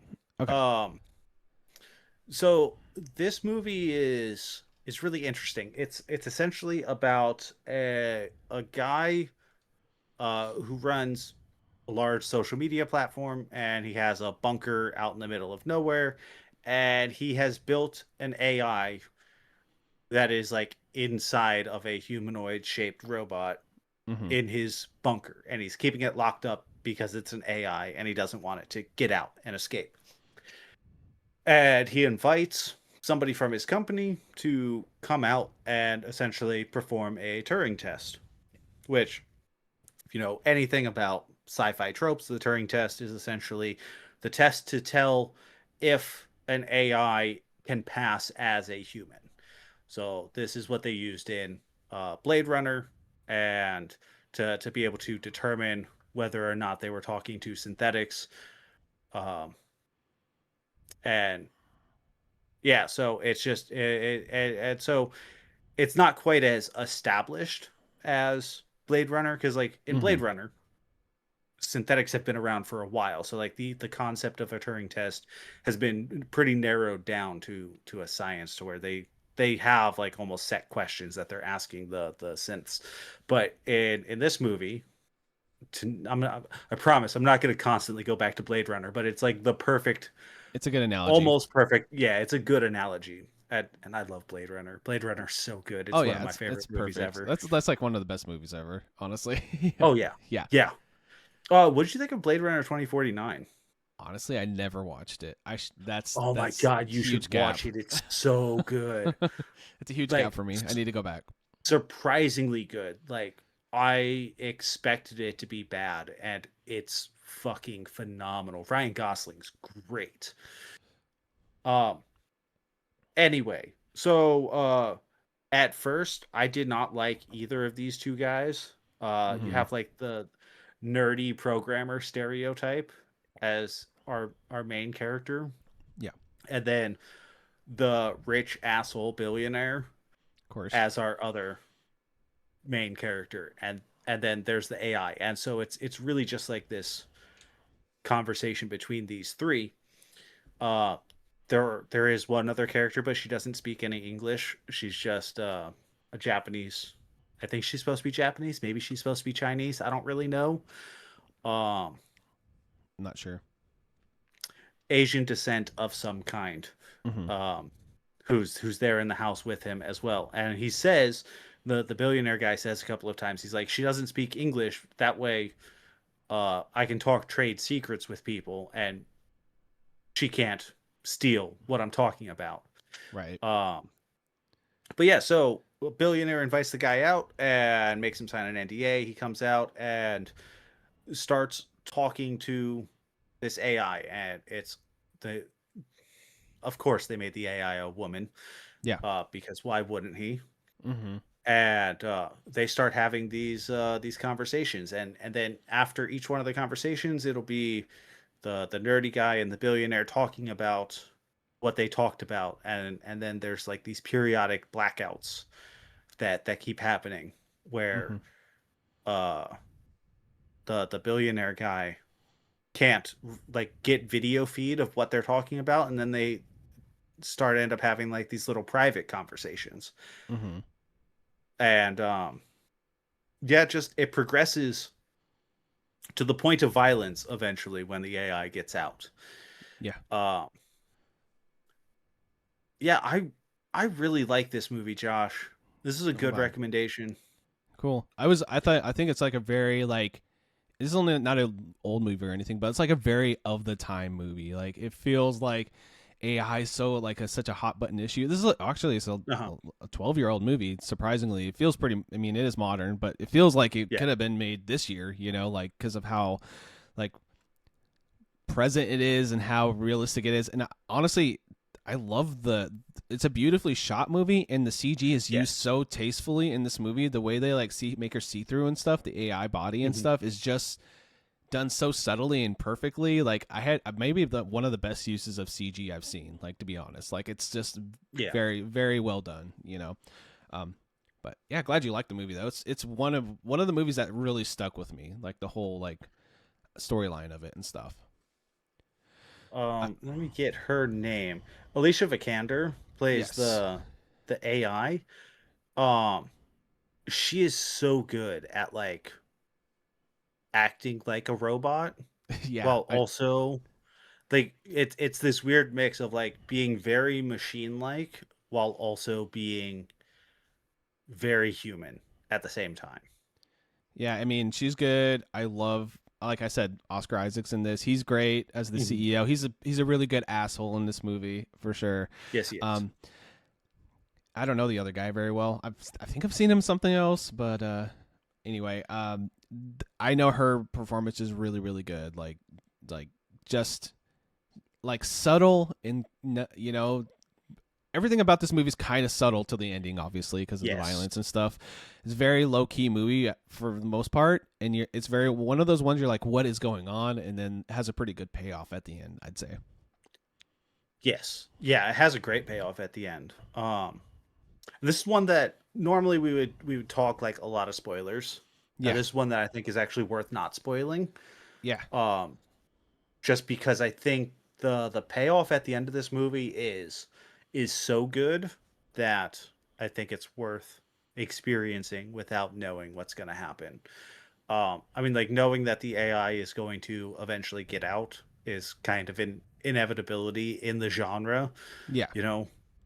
Uh, that just that's kind of the point of stories like this, right? Like rogue AI becomes the issue, mm-hmm. right? That's kind of the point of this kind of science fiction, but how that goes about is I think more interesting than the fact that the AI gets out, right? Yeah.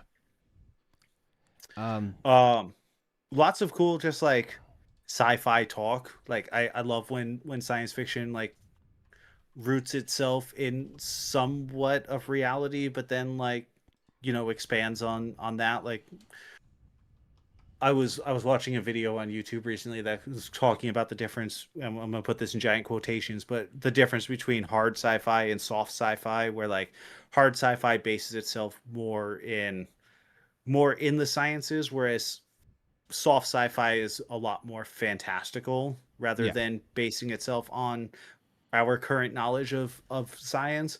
This is much more of a hard sci-fi film where like it is it is conceptualized within the terms of what we knew at within computer science at the time that this movie was made, yeah, right? mm-hmm. And I like stories like that, but I mean I like science fiction stories from either way. I'm looking at this guy, Dom Hall, Domhnall. He's fucking Irish. He's got a weird name. Um, I'm sorry, Irish people, but some of your names are fucking hard to pronounce. But Gleason, Mm-hmm. Dom Hall, Hallman, Maybe just Gleason. call him Dom Glee. Do- yeah, Dom Gleason. He was in The Revenant. That's the only thing that Oh, I okay, am looking that's at probably what I his. recognize him from. Honestly, would be that movie. Yeah, that's the only thing that I'm recognizing on this list of movies. But I don't remember who he played in The Revenant. But that's a pretty good movie. Yeah, So that's good. All right. Well, I'm glad you like that one. That both of these are kind of ones. I was like, I know you like sci-fi. Like, I know for a fact you do. So I was curious. They're mhm. kind of on different ends of the spectrum, and it's by the same director. So that's why I was kind of thinking, like, okay, let's see what Okay, he thinks about both movies. That's why I recommended them. perfect. I mean, I recommended you mostly movies that were directed by Roger Corman, except for Yeah. Last Man on Earth. That's not a Corman film. That's just got Vincent Price in it also. But Annihilation was the other one that you had me watch, and God, I fucking love this movie too. It's so This movie fucking good. fucking rules. This is one of my favorite movies ever. I'm not lying. Like, not even Yeah, exaggerating. I love this movie. Yeah. that's fair. Natalie Portman's so good in Yeah. this movie. Um, so she plays like an ex-military biologist whose husband was involved in a covert mission, and he ends up coming back a year later and doesn't know who he is. Mm-hmm. But he just shows up and like he's sick and he ends up like bleeding into like a cup while they're talking, and so like they're being rushed to the hospital, and they get pulled over by the FBI, the CIA, the military, somebody. The ambulance gets pulled over and they get taken to a special facility, and then she's being interrogated about why he's back, what he said before he left, what he said after he came back, and we come to find out that there is an anomaly. Hmm. A something has happened somewhere within the continental United States where like something has landed and it's caused this ripple that they're calling the shimmer, which basically people go into and then they're never heard from again because no radio communication can come out. And this is what her husband did. He's the first person who's ever come out of the shimmer, and the military wants to know why, what happened while he was in there, what happened. But he's like sick and in a coma now, so Yeah. he's not giving any answers. And so it turns into, well, they find she ends up, she's like on this military base, she's being told the information about like her husband's, you know, trip into the shimmer and like what they know, and she ends up joining a team of all women scientists who are going in to try and solve the mystery. Yeah. And they're trying to send scientists in this time because they theorize that they've sent military guys in and maybe whatever's inside is being hostile because they're sending hostile forces in. And if they send somebody in who's not a hostile military force, then maybe that group will be able to survive and get back out. And so the whole goal is to get inside the shimmer and get to a lighthouse where the anomaly started. And everything inside this area is different. It's been changed by the force, Yeah. the anomaly, whatever is inside here. So like things are growing in ways that they shouldn't, and it's like changing everything's DNA, and it's really really fucking cool. And slowly the whole team starts getting picked apart one by one by, not by like hostile forces, but just by like wildlife, Yeah. because Like that there's no bear. humans left. Yeah, there's a bear. Um, That bear is and like, so cool. I love that scene so much. It's so creepy. yeah, the bear's like able to mimic a human voice, Yeah. being like, "Help me," Yeah. and it's using that to draw them towards it, essentially. Which I feel like I've seen that in something else before, and I don't remember what. But yeah, I know I've seen something similar to that somewhere else. Hmm. Um, Maybe it was Berserk. Is that something that happened in Berserk? It's been a long time. I don't remember. I probably shouldn't speak on that. But You're good. yeah, so they're trying to figure out what this anomaly is. And Natalie Portman's character ends up finding it and encountering it towards the end of the movie, and it's strange. It's What very she cool. finds is very strange. Yeah. One of the most interesting like portrayals of like an extraterrestrial thing Yeah. that I've ever seen in a movie. It's very Um, visually this whole movie has so the great like really awesome imagery in it. Like right as mhm. they get in the shimmer, like everything's just like almost like mythical and fantastical because like you like see deer with like trees growing out of their head. You know, you see like Yeah, crazy, like beautiful and kind of off. You know, it kind of feels weird, but also strangely beautiful the entire time. And yeah. I would describe this as like one of the most beautiful horror adjacent movies because I wouldn't call it really a horror movie, but it has horror No, elements for sure. Yeah, yeah. It's definitely got a little bit of horror to it. You know, yeah, when like they're suddenly attacked by that wolf yeah. in the camp, when the first woman gets like grabbed and pulled off like that. It happens very suddenly. Hmm. And like the bear is pretty terrifying, and Like the the giant alligator. They find the You handy cam know. footage with the guy and his Hmm. stomach like moving because of DNA or whatever, and they're just like Hmm. looking at it.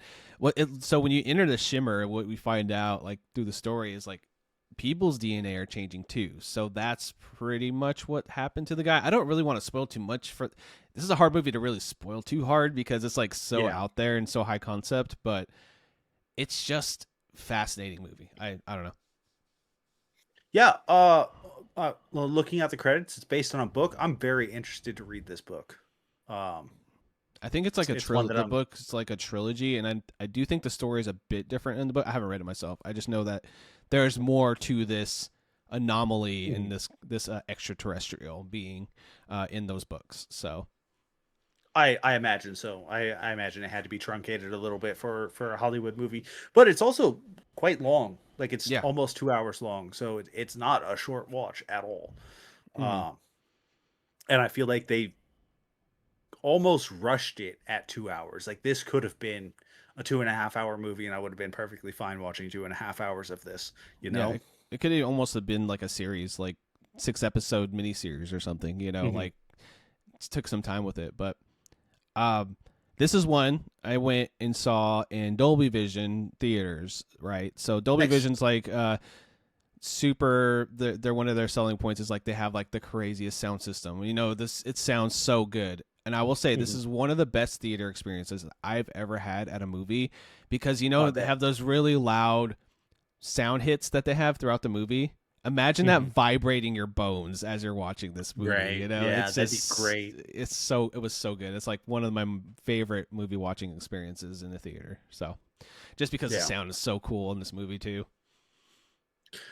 Yeah, the sound design is top notch. Yeah, Absolutely fucking fantastic. Um, yeah, great recommendations this time for sure. thanks. Yeah, and it's like I said, I was trying to do kind of like you saying hard sci-fi and soft sci-fi, kind of on both Mhm. sides of there. You know, a little bit. So Yeah, yeah, yeah. So, uh, Alex Garland yeah. movies. He's directed some other movies since then, but those are my two favorite from him. He did that Civil War movie with Kristen Dunst. Did you hear about that one? I did not. That It's like sounds a great. I love Kristen Dunst. She's so good. so this movie is like a modern day Civil War. That's what it's about, and Oh, okay. yeah, and she is a field reporter during this thing, and it's like basically the whole idea of the movie is how hard it is to be like a field reporter during war times. That's pretty much what the whole Right. premise of the movie is. Super dark, super brutal, very well directed as well. A great movie. But obviously it didn't fit in the themes. But explore that director genre, like or his output, because he Right. has some really good movies. So yeah, Yeah, yeah, definitely gonna check out more of his movies because I'm interested. Speaking of Kristen Dunst, though, have you seen Marie Antoinette? I have it. Okay, so that was directed by Sofia Coppola, so Francis Ford Coppola's daughter. Yeah. It's such a good movie. It's a really good period piece, and Dunst plays the titular character Marie Antoinette, and it's such an interesting movie because it mixes like that 18th century France with like a modern score, which is Oh, okay. Like that one so weird, but Leonardo DiCaprio, what's it, a Gatsby movie, similar to that kind of mhm, thing. Yeah, yeah. yeah, that's cool. Um, but yeah, it's really, really good. And Sofia Coppola is great. She's such a good director. So well worth checking out at some point. Awesome. Well, I watched a bunch of movies, older movies. This is honestly the most of the movies I watched this month were these because I was kind of watching these in between other stuff. None of them were really long Mhm. though. No, Um, they're like 75, 80 minute long movies. They're yeah, they're yeah, they're short and to the point. they're all Uh good. I wanted to ask Sure. before you start. You watched all five of these that I Yes. recommended? So you Okay. recommended four originally, and then you in Discord you just said, "Hey, try out the Pendulum if you have time," and I was like, "Okay, I might get there," you know, and I did. I Uh-huh. watched them all. So Okay. So I want to start with the one that is not uh uh fucking Roger Corman movie. Let's okay, start with The Last Man on Earth. Okay, so all these are Vincent Price movies. So I'm Yep. thinking the title of this episode might just be Vincent Price and Alex Garland or something like that. You know, because that'd be Yeah, probably I be think that's easy. fair. Yeah, it's pretty Yeah. much what we ended up recommending. But anyway, The Last Man on Earth. This honestly might be. It's kind of tied with another one. We'll get to it. Of my favorite of the five. I really love this movie. It's It's so very good, isn't good it? post-apocalyptic movie. It's one of the better ones like I've seen maybe ever. Like it's just like kind of perfectly paced. Dudes in he what's his name? The name of the actor is just Vincent Vincent Price. Price. Yep, yeah, I just lost it for a second. He Mhm. is the last man on Earth, quote unquote. There is basically a plague that's kind of like a vampire plague, pretty much. Yep. People are kind of like mindless zombie vampires with this Yeah. plague. So this is based on the book I Am Legend. Okay, so this is the better I Am Legend then. Yes. Okay. I never read the book. I watched the Will Smith one probably too many times. It's not a great movie. It's fine. No, it's not. It's fine. I say it's Yep. fine. It's fine. It's not this okay. movie. This movie blows it out of the water though. This movie is incredible. So yeah, it's basically him going mad 3 years into this apocalypse, losing his family, losing all his friends. He was a scientist that apparently when he was a kid he got bit by a bat, and that's the reason he has like this immunity. We find out later on in the story. He's surviving. He makes mistakes with the little wood lathe, and he goes and he's trying to get rid of the zombie horde or vampire hordes in the civilization. See if there's any society left. He hasn't found anybody really. Runs into this lady. First he runs into a dog. He finds out is sick, and that's sad. And then he runs into a lady that appears to be completely healthy, which we find out they have found something to basically repress this plague, right? From what I understand. Repress their madness, essentially. Mm-hmm. So they are more logical and stuff. So he's being hunted, and it basically ends with just like giant chase sequence. But before that, he actually figures out the cure is his own blood, and so this whole movie is just humans are the greatest villain, right? That's pretty much what the storyline's about. So bleak, isn't it? It's so dark. But the thing is like we lived through a big, basically a plague. We had a virus. Mm-hmm. We all lived through it. It's not unrealistic what happens in this movie, you know? I mean, it's a little fantastical that it's a vampire plague, but besides that, like humans are going to attack first and ask questions later, and that's pretty much what the storyline ends up being when you break it down. This one is one I will definitely revisit. I really thought it was great. I thought the cinematography was fantastic. My question for you, just curious, what do you think of colorized versions of movies? I think they can be good. Okay. I've never watched the colorized version of this movie. I've either. Always just watched it in black and white. So. Same. Yeah. No, I'm just curious because, like, to me, it feels off if I watch a black and white movie a colorized version of a black and white movie. It just doesn't feel right to me. Like, I just watch it in black and white. Like, that's the original intention. I know some people like it, some people don't. I was just curious where you landed on that one. Yeah. One of the things that I love about this story in particular is that, like, Vincent Price's character, he's going around and he's killing all of these quote unquote monsters. Yeah. But like to them, he's the monster. He's the killer. He's the one that is going around and killing all of their people. Like everybody's afraid of him because he's going around and murdering everybody, right? Yeah. And it's such a like that idea is such a dynamic twist on the concept of vampires, and like we've seen that more in more modern vampire media, but it's such a poignant point of the movie that and of the story that it's about reality of like different, like in war, quote unquote, or anything. Like there's different perspectives, and seeing that perspective shift is really cool. Yeah, man, this movie rules. I think like it's like no notes. Like I love the movie. I'd watch it again anytime. It's really, really well done. Really, really well paced. Like I said, it's very in and out. There's not much fluff. There's it's the old school film style. All these are, but Yeah, knowing it's a that little, yeah, it's a little slower, slow, but but that kind of builds the tension. And dude, Vincent Price. Okay, I'm gonna I cannot compliment this guy enough. He's amazing in all these movies. he's so good, isn't he? That's the reason I watch all these because I just want to see this guy act. He's so good. His eyebrows. Yeah, I was gonna say his eyebrows do more acting. Yeah, his eyebrows do more acting than most actors do. Like in their whole bodies of work. You know what I mean? Like nowadays. So, yeah. And I talked about this a little bit on our last episode. Like he's a trained theater actor, right? So like he's used to being big and expressive because you have to be when you're on a stage, and the closest people to you are 15 feet away.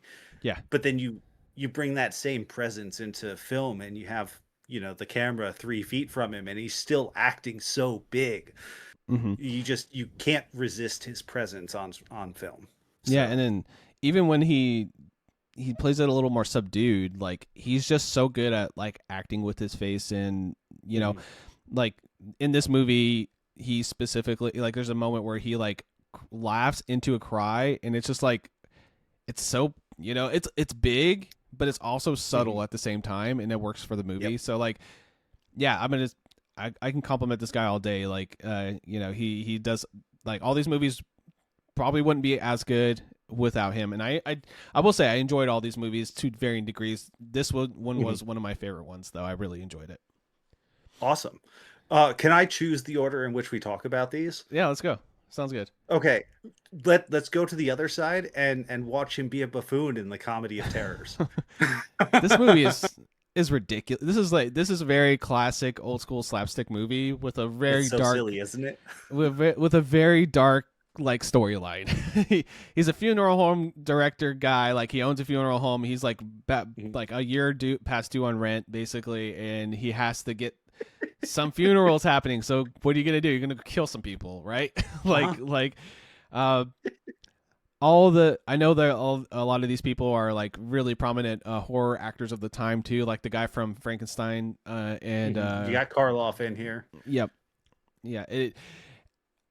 It's silly. It's zany. It has a lot of Looney Tunes style jokes in it, like the girl singing and the bottles breaking, with their high pitched horrible voice. We have.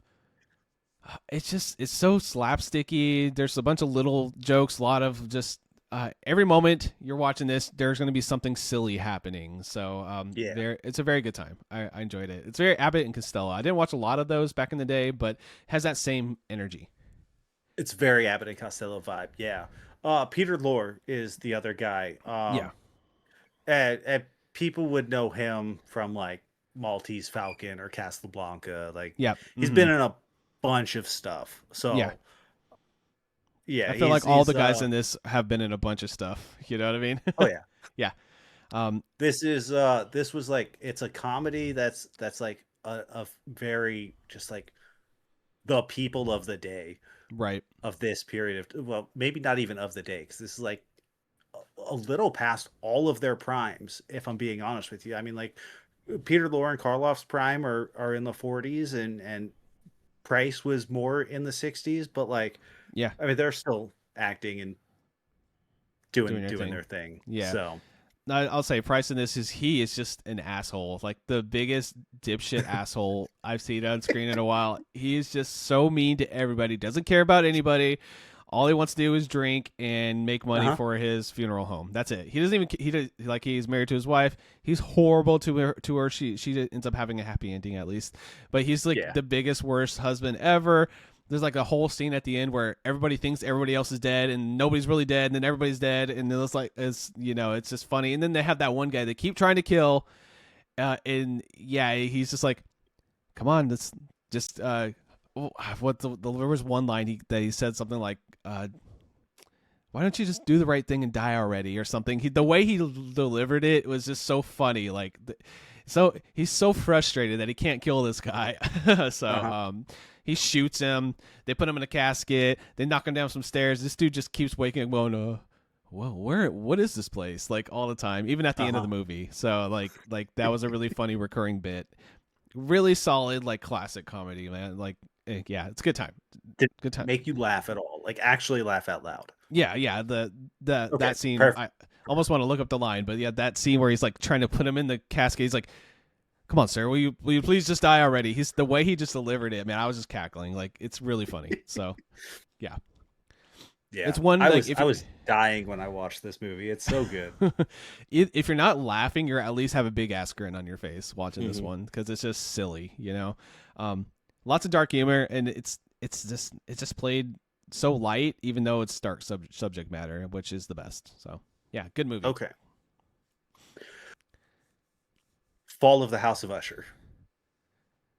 This one's cool because it's that story, like almost to a Mhm. T, the original story. Yep. His presence in this, Price's presence in this was, well, he was like mad. He was like insane in this movie, like because the family curse. So basically, it's the same premise as the show. Of course, the new show dives way deeper and adds a lot more to it. But it's the same idea. There's a curse on the family. They don't really tell you why there's a curse on this family, right? In the original story. Nope. Okay, it's just like the bloodline's cursed, pretty much. So Yeah. Yeah. In Poe's original text, there is no explanation as to why the Ushers are cursed. They are just cursed. The Usher family is cursed. Yeah, like there you go. Yeah, so there's a brother and sister, and then a suitor. The sister has a suitor that comes visits the manor, basically, and he's trying to get her to come with him so they can make a life together. And the brother doesn't really agree with that because he doesn't want the bloodline to continue because everybody dies and has a horrible life and suffers this horrible curse throughout their life. So Price, the brother, basically goes insane and has her locked in a casket alive, basically buried alive. Yep. I love his delivery in this. He's just like the first time you meet him, he starts just like he does his very, very stage actor vibes in this one, but it suits the story because it's so Victorian feeling. When he's like, I can hear the scratching of the rats in the stone walls and stuff like that. It's like, damn, dude, this guy is just like he's giving it his all, the whole entire movie. Yeah, he's so good. Yeah. So a lesser actor, this movie's very simple. I could tell this is very shoestring budget, very cheaply made movie. Like I could tell, like it's very very well. Yeah, there's like 5 sets. Yeah, it's very cheaply made. It's not a very expensive movie, but it's a memorable movie because of him. Like if without him, it wouldn't have been as memorable. It was, oh yeah, that was a good classic movie, but no, like it's worth watching just because of his presence and how like captivating he is and how evil and mad he is. Like he's really good at being a crazy person, honestly, in all these movies. Yes. So yeah, very, very well done movie. Yeah, I think it's actually, so if somebody watched the show, and liked it, this was actually a good like follow up to watch after the show because it's kind of like that's that original story. It was really good. Yeah. So. Yeah, and Poe's book is only like 35 pages long, so it's not like there's much to the story. Poe wrote a bunch of short stories and poems. So yeah, I should go back and read a bunch of those. I haven't read them since I was a kid, basically, like in my 20s. So, but yeah. Anyway, I loved it. Very, very great adaptation too of the story. Let's do Pit and the Pendulum next. Okay, another Poe adaptation. Yeah. Since you got around to watching it, I messaged you about this one because I watched it also. Yeah. Or I watched it after we recorded our last episode, and I was like, "Oh, this is good. I really like this." Yeah, I enjoyed it quite a bit. This story is another like, I guess it's kind of like not a family curse, but like they have a fucked up family with like, where the I guess his dad or was it an uncle, I forget already, but basically somebody in the past had this like torture chamber inside their big manor and like tortured his wife because she cheated on him, and multiple people in the family were adulterers, which is basically like kind of like the, I guess the fable of it is like don't cheat on your spouse almost. So it's pretty much what the story is about. Basically Price buries his wife alive in this one, right? or at least Yep. it's. I was kind of confused on that front. So she comes back, right? Like, was she actually dead, or was that in his head? I couldn't tell on that one. I think that's supposed to be left up to you. Okay, yeah, because they do exhume her, and she's there, and she's like making a screaming face, like she was trying to get out, and he's like, "Oh, it's true, it's true," and he's like breaking down, like, "Oh my god, I Mhm. actually killed my wife. I didn't know she was dead. This and that." Mhm. And then he basically regresses or basically becomes his father and starts calling everybody by the previous names because they have like the backstory. And then he Mhm. ties the dude to a pendulum, that the pit and the pendulum, the actual titular thing, the swinging saw blade, which is the Uh-huh. classic thing you see in a lot of movies. And Yep. yeah. And it's slowly lowering towards his belly, and it's going to cut Hmm. him in half. Yeah. And so just this is actually like a really fun movie because like it's a lot of I get fun. It's dark subject matter, but I enjoyed it because it was like it kind of plays on your expectation a few times, and then at the end it even does it again with like the final shot, which Mhm. it's such a short movie. It's on These are all free on YouTube, by the way. So if any of them sound interesting, I recommend checking them out. Really easy, just to Yes. type it into YouTube and just watch them. So Yep. um yeah, so I loved the story. I thought, and then Price sells it again. Like I'm not going to say I don't think I'll say anything negative about him because he's just great in this as well. All the actual actors around him are really good too.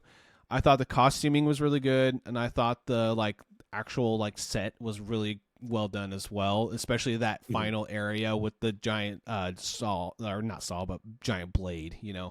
The pendulum in the pit. I thought that was really cool. They keep showing like the imagery on the wall with all like the shadowy figures and stuff. So there's more things to maybe think about. There might have been some more to the lore of that actual like castle or manor. Mhm. I liked it. And finally, we come to Madhouse, the one Madhouse. that is a little bit different than the rest. Well, they're all quite a bit different than the rest. Like I would say, like House of Usher and Pit and the Pendulum are fairly similar Yeah. in because they're both like direct adaptations from Poe. But then Comedy of Terrors is a fucking comedy. Last Man on Earth is a really just like lonely drama, and Yeah. Madhouse is an actual horror movie, like a 70s horror movie. This movie is just fun. It's campy. It's of the time. I liked Mhm. it a lot. Doctor Death. He plays. So basically, the premise is. I think you talked about this one last time, right? But I basically, did, yeah. he plays the main actor in a bunch of horror movies, which that's Vincent Price, right? Like that's the guy. Yeah. But he's in this fictional universe. He is Doctor Death and all these things. They even play clips from Pit and the Pendulum and Fall of House of Usher in this movie, Yes, um, they do. and probably a lot of his other movies that I haven't seen. Yes, they But do. yeah, so that was fun. So it's a very meta movie, and it's about this like it's about being a famous actor back then, and it's also about Mhm. how being famous and it can go to your head, and it's also a lot of fun. And it's a very much of a who done it type of. There's a slasher. Who is it? Is it the main guy? Is it not? And it doesn't have a really interesting resolution. I thought it was a really fun ending too. Like, Yeah. surprised me pretty good. Yeah. Um, I don't know. I really like this movie. I think Madhouse is like it's a horror movie that I don't hear people talk about like ever when they're talking about 70s slashers, and I feel Yeah. like it really should be in the conversation more often. It honestly, for the time, the sets were really well done. The kills were fun, like crazy. Very creative. And like the storyline is unique, especially probably for the time. I don't think anything Mhm. existed like that. It reminds me of like how like Scream has like the meta contextual stuff. It has a lot Yep. of that elements and vibe to it too, where it's like it's Yeah. kind of poking fun at the industry while also doing something unique in the industry, right? Yeah. I imagine Wes Craven Had some definitely inspiration. had some inspiration from this movie. Yeah, So, I could see that. But yeah, that was fun. I guess if you want, I could rank them for you. That'd be fun. Let's do that. I think number one would be Last Man on Earth for me on this one. okay. Yeah. And then I would probably throw. I think I like the Pendulum, and then Madhouse, Comedy of Terrors, and then House of Usher. But I would all rate all these like bare minimum like 8 out of 10. They were all really good. I really enjoyed it. That's why I watched all five, because I was like, this one was good. Let's watch the next one. And then I just made my way through all of them. So great recommendation. Awesome. That's the reason why I wanted to do the show in the first place, to get me out of my comfort zone. I mean, obviously to talk to you too, but get out of my comfort zone and try some new media out and stuff I probably wouldn't have discovered on my own. So yeah, that's exactly what this was. Perfect. I love to hear it. Absolutely love to hear it. All right, so for this month recommendation, we actually sent each other stuff. So we haven't opened it or saw what they are. Do you want to open first, or do you want me to open first? I'll go ahead and open first. You have, like, you sent me an Amazon package, so I have. Yeah, I know. My, It's literally a bubble mailer, probably, right? Nothing special. yes, it is. Okay. It is just a bubble mailer. Yeah. Do you have a way to open the box that I sent you before? Yeah, I got a knife. This? I got a knife here. Yep. Okay. I'm gonna open this. You sent me the IT Crowd. Yes, I was unsure if you've seen it. I have not. Okay. The complete series. How many episodes is this? Is it? It's not just super one long. Season? It's not super long. Okay. It does the UK formatting where it's like series 1, series 2, series 3, and then there's like a special episode, I think, as well. I think it's like probably 3 or 4 hours of content total or something like that. So you can probably get through all of it pretty easily. The reason I sent it to you is just like, to me, this is a classic comedy series. It's a very funny, early 2000s, a lot of the era style humor, but it still has that dry British humor, which you said earlier you love, and it has a lot of that in there. Matt Berry's in this. Matt Berry's awesome. You're gonna recognize some of the other actors, some of the British actors in there. It's just. I'm sure I will. Yeah. I will be very surprised if you don't come back saying it's hilarious. So honestly, that's perfect. I think you'll love having that for your collection too once you watch it. So cool. Yeah, I'm excited. This is one that I have heard of and just never got around to for one reason or another. So yeah, and I thought it would be perfect to send you because it's one of those ones that's like, it's sometimes on streaming, it's sometimes over here, it's sometimes over there, and I was like, you know what, the DVD's not that expensive. Let's just send it over to Chris and he'll enjoy it. So yeah. Yeah, cool. I'm gonna open this really quick, so I want to take a look and see how many discs this is. Well, you go ahead and open that because there's more than just movies in there for you. I figured it got a pretty big box. I'll try not to dox myself here. All right. There's 5 discs in here. That's not bad. Okay. All right. I got this. I got my big knife here. It looks like there's 4 seasons of the show. Okay.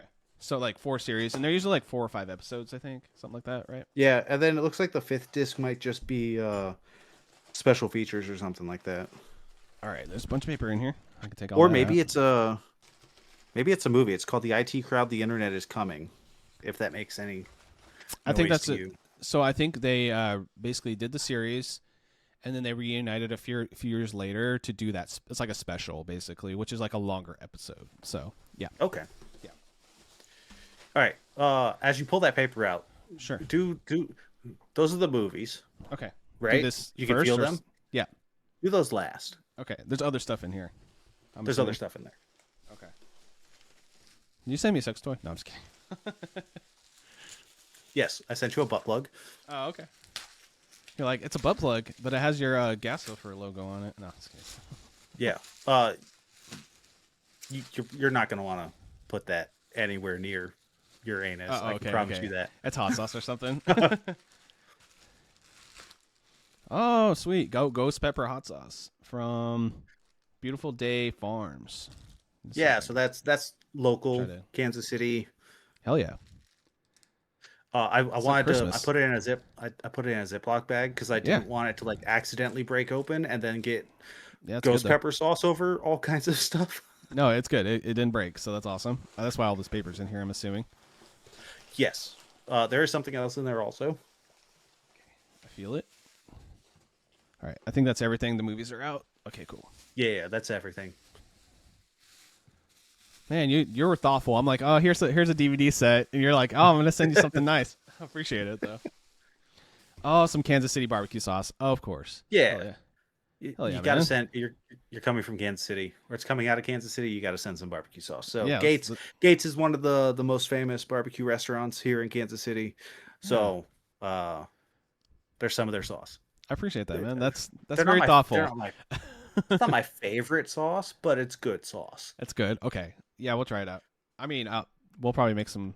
I'll have some chicken or something and put this on there. It should be Oh, good. it's great on chicken. Yeah. Yeah. That hot sauce is also really good on chicken. So I'll do smoked chicken thighs, Right. and I'll do a really thin layer of that ghost pepper sauce on them as like just a hot sauce. It's fucking fantastic. That's really, really good hot sauce. Okay. Is it It's spicy? ghost pepper sauce. Yes, it's spicy. It's Oh, ghost okay. peppers.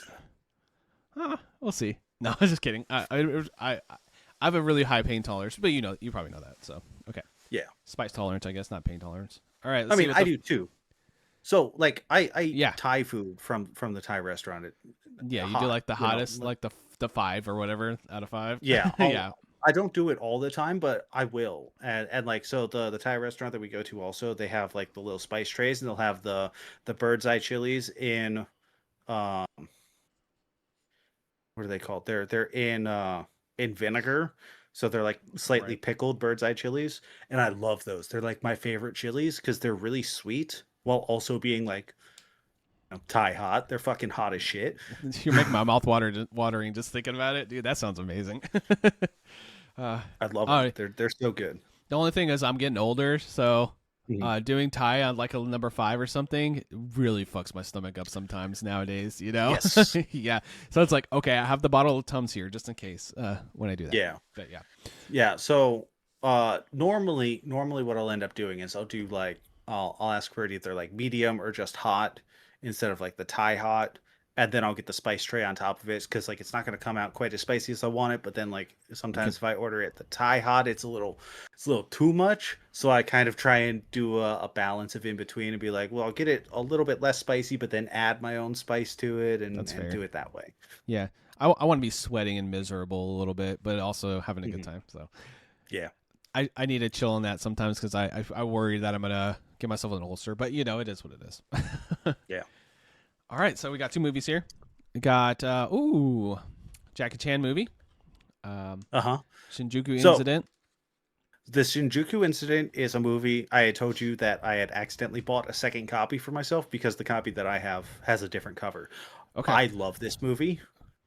It's a crime drama. yeah, I mean Jackie Chan. Really, It's a really good crime drama. I have yet to watch a Jackie Chan movie I do not like, and I haven't seen this one, so I'm excited. That sounds good. Cool. What else? Let's see what the other one is. Another Jackie Chan movie. There we go. The Police Story. I haven't seen this one either, so awesome.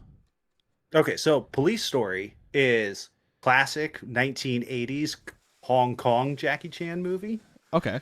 I figured that most people our age are fans of Jackie Chan. Yeah. Have seen like Shanghai Noon or whatever. Some of his American films grew up with like Jackie Chan adventures. Drunken Master. I love that movie. Okay, yeah, perfect. Yeah, that one's great. Yeah. Police Story is a great fucking action flick. It's a hard-hitting kung fu movie that is written and directed by Jackie Chan and starring Jackie Chan, and you will not find movies like this made in America because he's doing all of his own stunts while also being the director, and those stunts are going to be a lot of fun. And then you always have the NB roll of all the times he falls and hits his head or falls through a table or it's always fun. Watch the B-roll at the end. You have to. Yes, that's mandatory. Yeah. So these are gonna be fun. That's gonna be a good time to watch those. I'll probably watch them back to back. Honestly, I feel like that's a good like double feature right there with those two. So yeah. Hell yeah, thanks, man. I appreciate the extra stuff too. Now I feel like I need to send you something. Maybe I will. We'll see. I know. I have my Star Wars laser disc. I need to send you too at some point here. So I'll get those eventually from you. Yeah, but anyway. So that's what next month is going to look like. We got some Jackie Chan movies and IT Crowd. Nice little mix like usual. So be on the lookout for that. Do we want to? I guess we're done with the show. Do you want to plug stuff? Where can they find you? Twitch.tv/Scotch and Hobbies whenever I decide to stream, and the Monthly Mishap. No, that's this show. I did that earlier too. You sure did. Trash Station Podcast. You can find me where I talk about video games for a couple of hours every 2 weeks, everywhere you find podcasts. And Josh, I will send you a link to Beautiful Day Farms because they are just like a small local company that makes that hot sauce. They also make like a bunch of jams and everything. Here. Do you like deliver them? Like, can I order them from their website? Yeah, you can order them off their website. So I'll send you the website. We can put we're gonna put a link to that in the description or the show notes or whatever. So if you're looking for some hot sauce, or you're looking for jelly or jam, they have like spicy jams also, which like they're like mixing habaneros with their jams. I've not had any of those personally. I'm not a big fan of like spicy jams, but I do like their hot sauces, and their like non-spicy jams are great also. Cool. Like all natural foods, like no preservatives or any of that bullshit in there. That's like that hot sauce is like 5 ingredients, and it's like vinegar, peppers, garlic, and a couple other things. It's like the most basic bitch, but it's fucking delicious. Yeah, there's a sauce I get from Pepper Butt Company. That's the name of it's an online company, but there's a sauce that's called the Reaper Drippins or Reaper Squeezins, something like that. I think it's Reaper Squeezins. It's literally just Carolina Reaper and vinegar. I think that's like the 2 ingredients, and that's it. Like it's perfect. So I love stuff like that. So yeah. All right. So I imagine you'll like that hot sauce. I want sauce fucking updates next episode. Okay, I'll try it. I'll put it in. Do you prefer? Okay, for these, do you want to refrigerate it or not? Some sauces I find are better to refrigerate. I keep mine refrigerated. It doesn't say that it needs to be refrigerated. Oh, actually, it does say it on here. It says refrigerate after opening on it. Yep. So there you go. Okay. I got my answer from the bottle. Yeah, she recommended that refrigerated after opening, but like it's also in vinegar, so it's probably shelf stable. Yeah. If it's not refrigerated, but it'll be fine either way, I think. But probably just I keep mine in the fridge, and it's never gone bad. I still have a bottle from like 8 months ago or something like that, and it's fine. No, I'll probably try it tonight. Honestly, I'll let you know next time. So for sure, what I think of it, and then I'll think about maybe I'll think of something local I could send you. That sounds like fun. Maybe I'll by next episode you'll have something. That'd be cool. That'd be okay. Yeah. But. Yeah, so you can find me on the internet, Josh Leslie on Bluesky. You can find the show. I guess we should plug that. If you want to send us emails, we do have an email address. It's monthlymishap@gmail.com. You can also follow. Josh, do we have any emails? We haven't got any. Nope. Okay, I was just wondering. I didn't check, so yeah, we should ask for them more often, maybe, or send us emails, people. That'd be cool. You could recommend us stuff. Yeah, we could always. We may not watch it, but you could recommend it. That'd be fun. Like, you never know. Yeah. Yes, and that's monthlymishap@gmail.com. All this is in the description as well. You can find us on Bluesky, Monthly Mishap. You can find my other show, which is a indie game podcast called Indie Quest, which is every other week. Always a good time. We had a mini crossover recently where you guys did the second opinions from our podcast, which was pretty fun. Yeah. So, yeah. Love that. All right, that's going to do it. We'll see you guys on the next episode, next month. See you next time. Bye.